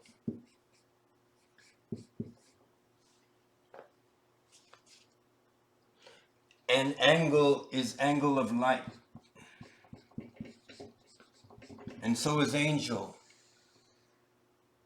of light. They're both of light. They're both referring to light. And so this chrism is moving back to the light. He sees it moving. He sees the angle of light. He sees the angel moving back to the angle. The angel to the angle. And naturally, Jacob wants some of this. So do we. So this is you. So your chrism was created in the claustrum. By the way, this guy on top of the whole roof here, clausum, that's where we get Santa Claus. Santa Claus. Because this used to be called the Santa Clausum. The Saint Claus. And the clausum comes down the chimney, doesn't he? And he brings all the presents down here. Well, that's what we got. We dressed the guy in red, signifying blood, and white, signifying the milk of the pineal gland. And, he eats, brown cookies, signifying the honey. He comes down the chimney. Santa Claus. Santa Claus. Santa Claus. Trump. Santa Claus Trump. Anyway, Santa Claus Trump gives the pineal gland, and they cut. You got it all, and they come down. So now the point is, this happens, and it's wasted in the sexual act.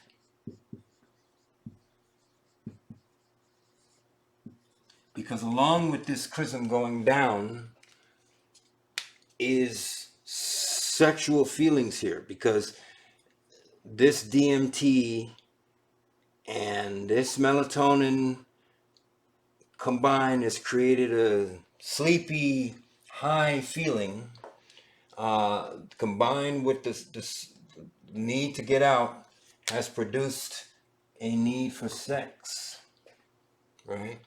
And once it produces that need for sex, then wasted in the sexual act is the oil.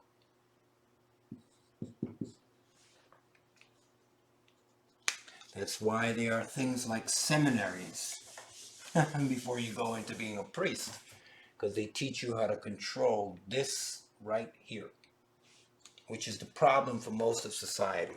Once Jacob reaches the sacrum, he can either run up or he can go out. And it's easiest for him to run away. He wants to run away. So he runs away and he gets out, and all of that juice, all of that oil is dispelled.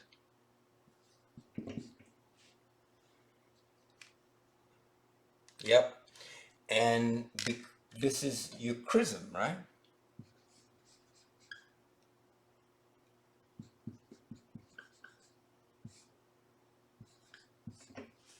Charisma.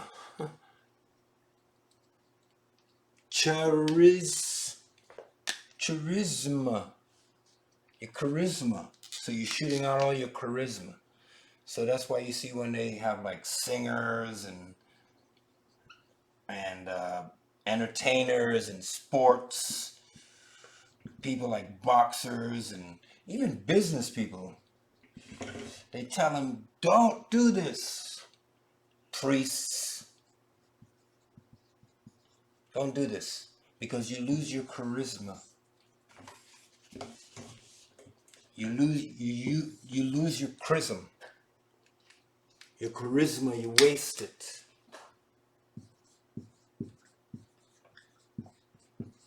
And if you waste your charisma, you're not going to have much sway with people.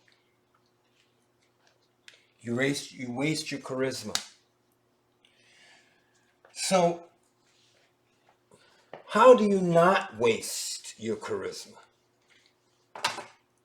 Let's talk about that. Meditation, again.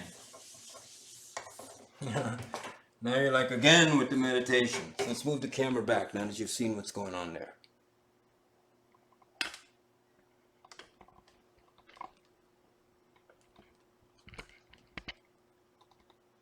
Okay. So meditation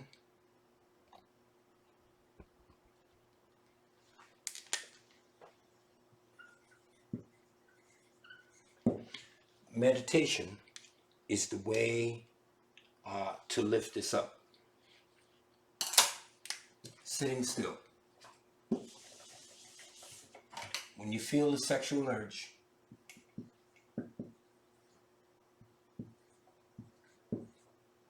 sit still. I know you're like, dude,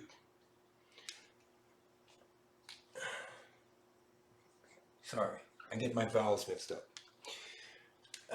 Sit still.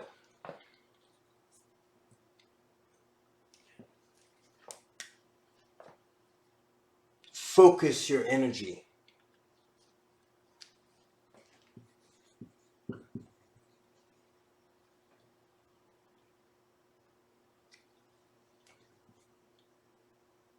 Stillness forces the oil back up.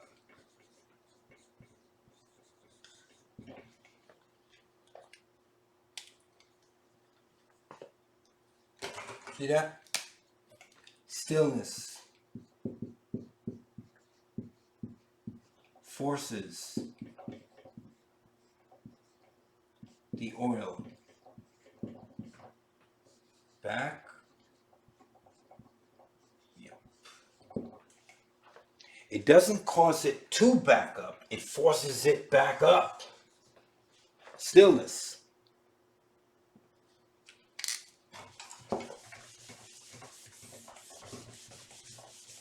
Because the sexual urge is a fire. But if you don't give it the fire anything to burn, if you keep all the trees away from it, right, it won't burn. But if you put the trees right in it, it's going to burn. So stillness, distance.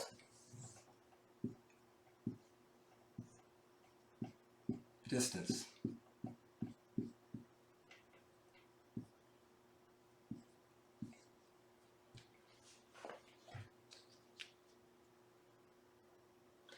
This forces this oil to come back to your brain. It literally forces the energy back. Jacob starts climbing the ladder back to the heaved up place. Heaven. The cloud.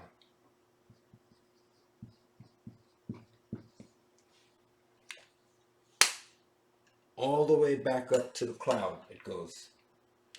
And when it gets back past the cerebellum recognizes this oil as the ascendant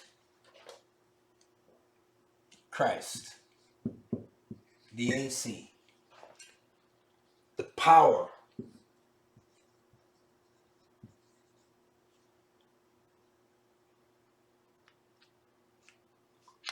the ascendant Christ.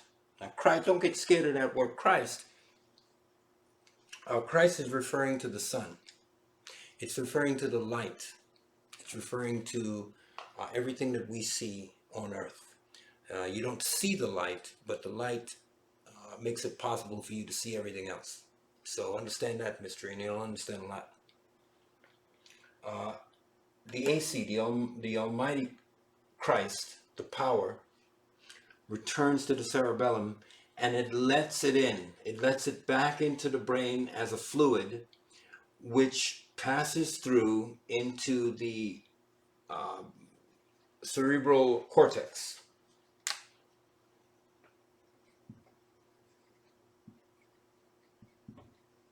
And in the cerebral cortex, it's crucified.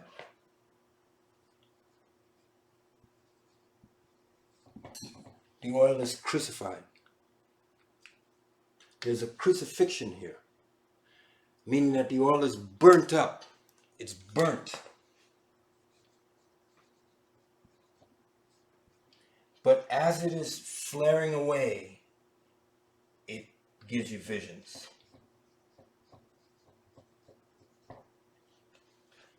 There's a rebirth. As it is burning, you're reborn. As it is burning, you become the Christ. The Christos. The Christos. Not Crisco, the other oil they give you. They give you an oil named Crisco. I'm talking about the Christos. Another oil they don't tell you about. An oil they don't tell you about in your own body. So once you lift your vibration up to the heavens and the cloud, the hypothalamus, the cerebellum recognizes you as the Almighty Christ, recognizes this as the Almighty Christ. It lets it into the door because it says the principle of mentalism is once you know that all is mental, all the doors of the temple will be open. These are the doors of the temple right here. So he's moving back up. And when he gets here, they recognize him. He knows all is mental. When I say he, I mean the proverbial he or she. Cerebellum recognizes that and lets it in. All the doors of the temple are open. It reaches the cerebral cortex where it is burnt up, where it is used by the brain. But as it is used, it's giving you these visions and an elevated sense of wonder, because what's really happening is this. Your pineal gland is, as it burns in the cerebral cortex, your pineal gland is being fed the light of the burning, and it's projecting that light into your hypothalamus. And it is as though you are watching a movie.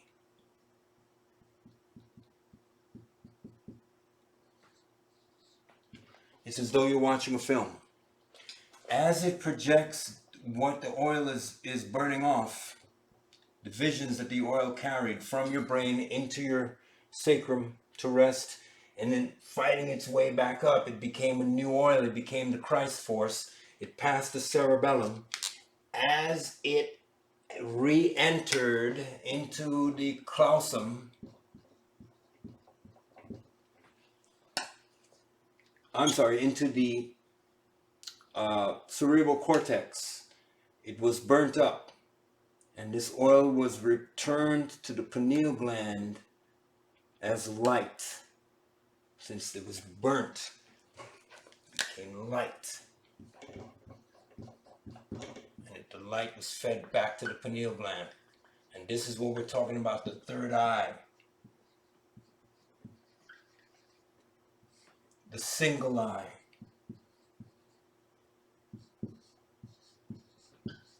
And Jesus said, Yeshua said that if your eye is single, then your whole body is going to be full of light. He's talking about the single eye right here. If you do this procedure, then you bring the light and your body becomes the single eye, projects the visions into the hypothalamus of the brain, which they say is used for balance. But this achieves metaphysical balance, not physical balance. It's metaphysical balance in the heavens of your head. And once you've done this enough, you begin to change, you begin to grow, you begin to change your DNA structure, your mental, your spiritual energy changes through doing this repeatedly, and you become what in the ancient days was called the Christ. Naturally, Yeshua and many other prophets and practice this. People who view Yeshua as a god, forgive me, many other gods, Yeshua practiced this as well. And this is what we're really talking about, is the ultimate solution to healing, or the ultimate solution to getting better. To not run to drugs or running away, sex, you see. We're avoiding, we're talking about not running to religion, depending on work or money or material possessions, not being in denial. Therapy is always a good thing, but it gives you the realization, not visualization, as I said. And then there's jail and death, which are absolutely horrendous. So we're talking about working. This is working. And focusing. Look at that little guy there. Isn't he? He or she is focused. Because they want to get it done. Then you got to remember. Right? What you're talking about. What you're troubled about. Right? Have total recall, and then trust in this process. In the process of the 7 principles of Thoth and the Chrisim.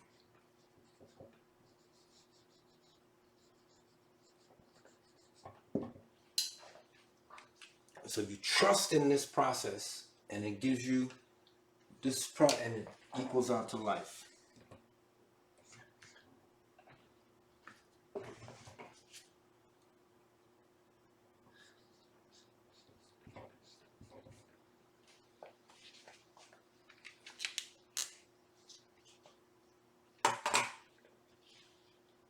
Okay?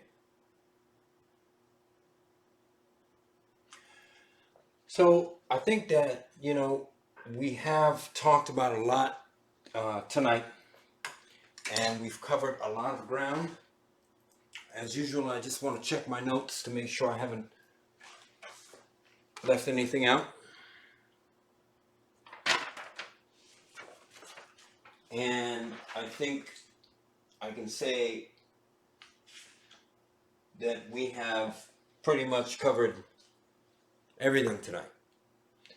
So tonight at Sevenaria, we talked about the mental pathway to healing through a mental exorcism. We talked about acknowledging the tree of repression that grows, meditating and visualizing the issue and not punishing the issue, but expressing yourself. By then you'll free yourself to a rebirth. But the tests would come, and through the 7 principles of Thoth, the principles would help you through these tests. And we then talked about the ultimate way to steer your life in the proper direction, to change who you are, to become a fuller you, more security, is to get this oil from the Chrisim to pass into the pineal gland, which it does on its own. You don't get it to do anything. It does this. And as it does, it passes again into the pituitary, down the spine. And what you want to do is you want to actively meditate so that you can raise this oil from the bottom back to the top, so that it can be illuminated by the cerebral cortex, turned into light, the internal light, so that this internal eye can see the light. This is your third eye, and your third eye can only see the light created by your cerebral cortex. Your third eye sees, this is where you see all of your pictures, dreams, inside of your hypothalamus. And your third eye, if this light turns on by the cerebral cortex consuming the oil, it will pick it up and it will transmit what was in the oil. And that is a really blessed thing, because that oil is a sacred oil. We don't affect that. That's part of the birth oil. That's part of the oil that the light, the original particle that fell into you, that created this brain and spinal cord structure, once known as a semen. Because if you can see, the semen is simply just a brain and a spinal cord, isn't it? And we all look like that in the beginning. And so the brain and the spinal cord is a semen, and this semen is still being provoked to have visions by the original light source that dwells inside the pineal gland, projecting into the hypothalamus. It's oil. It's oily visions. It's visions of light. Okay, so let's step back and look at this for a minute. You guys take a look at that.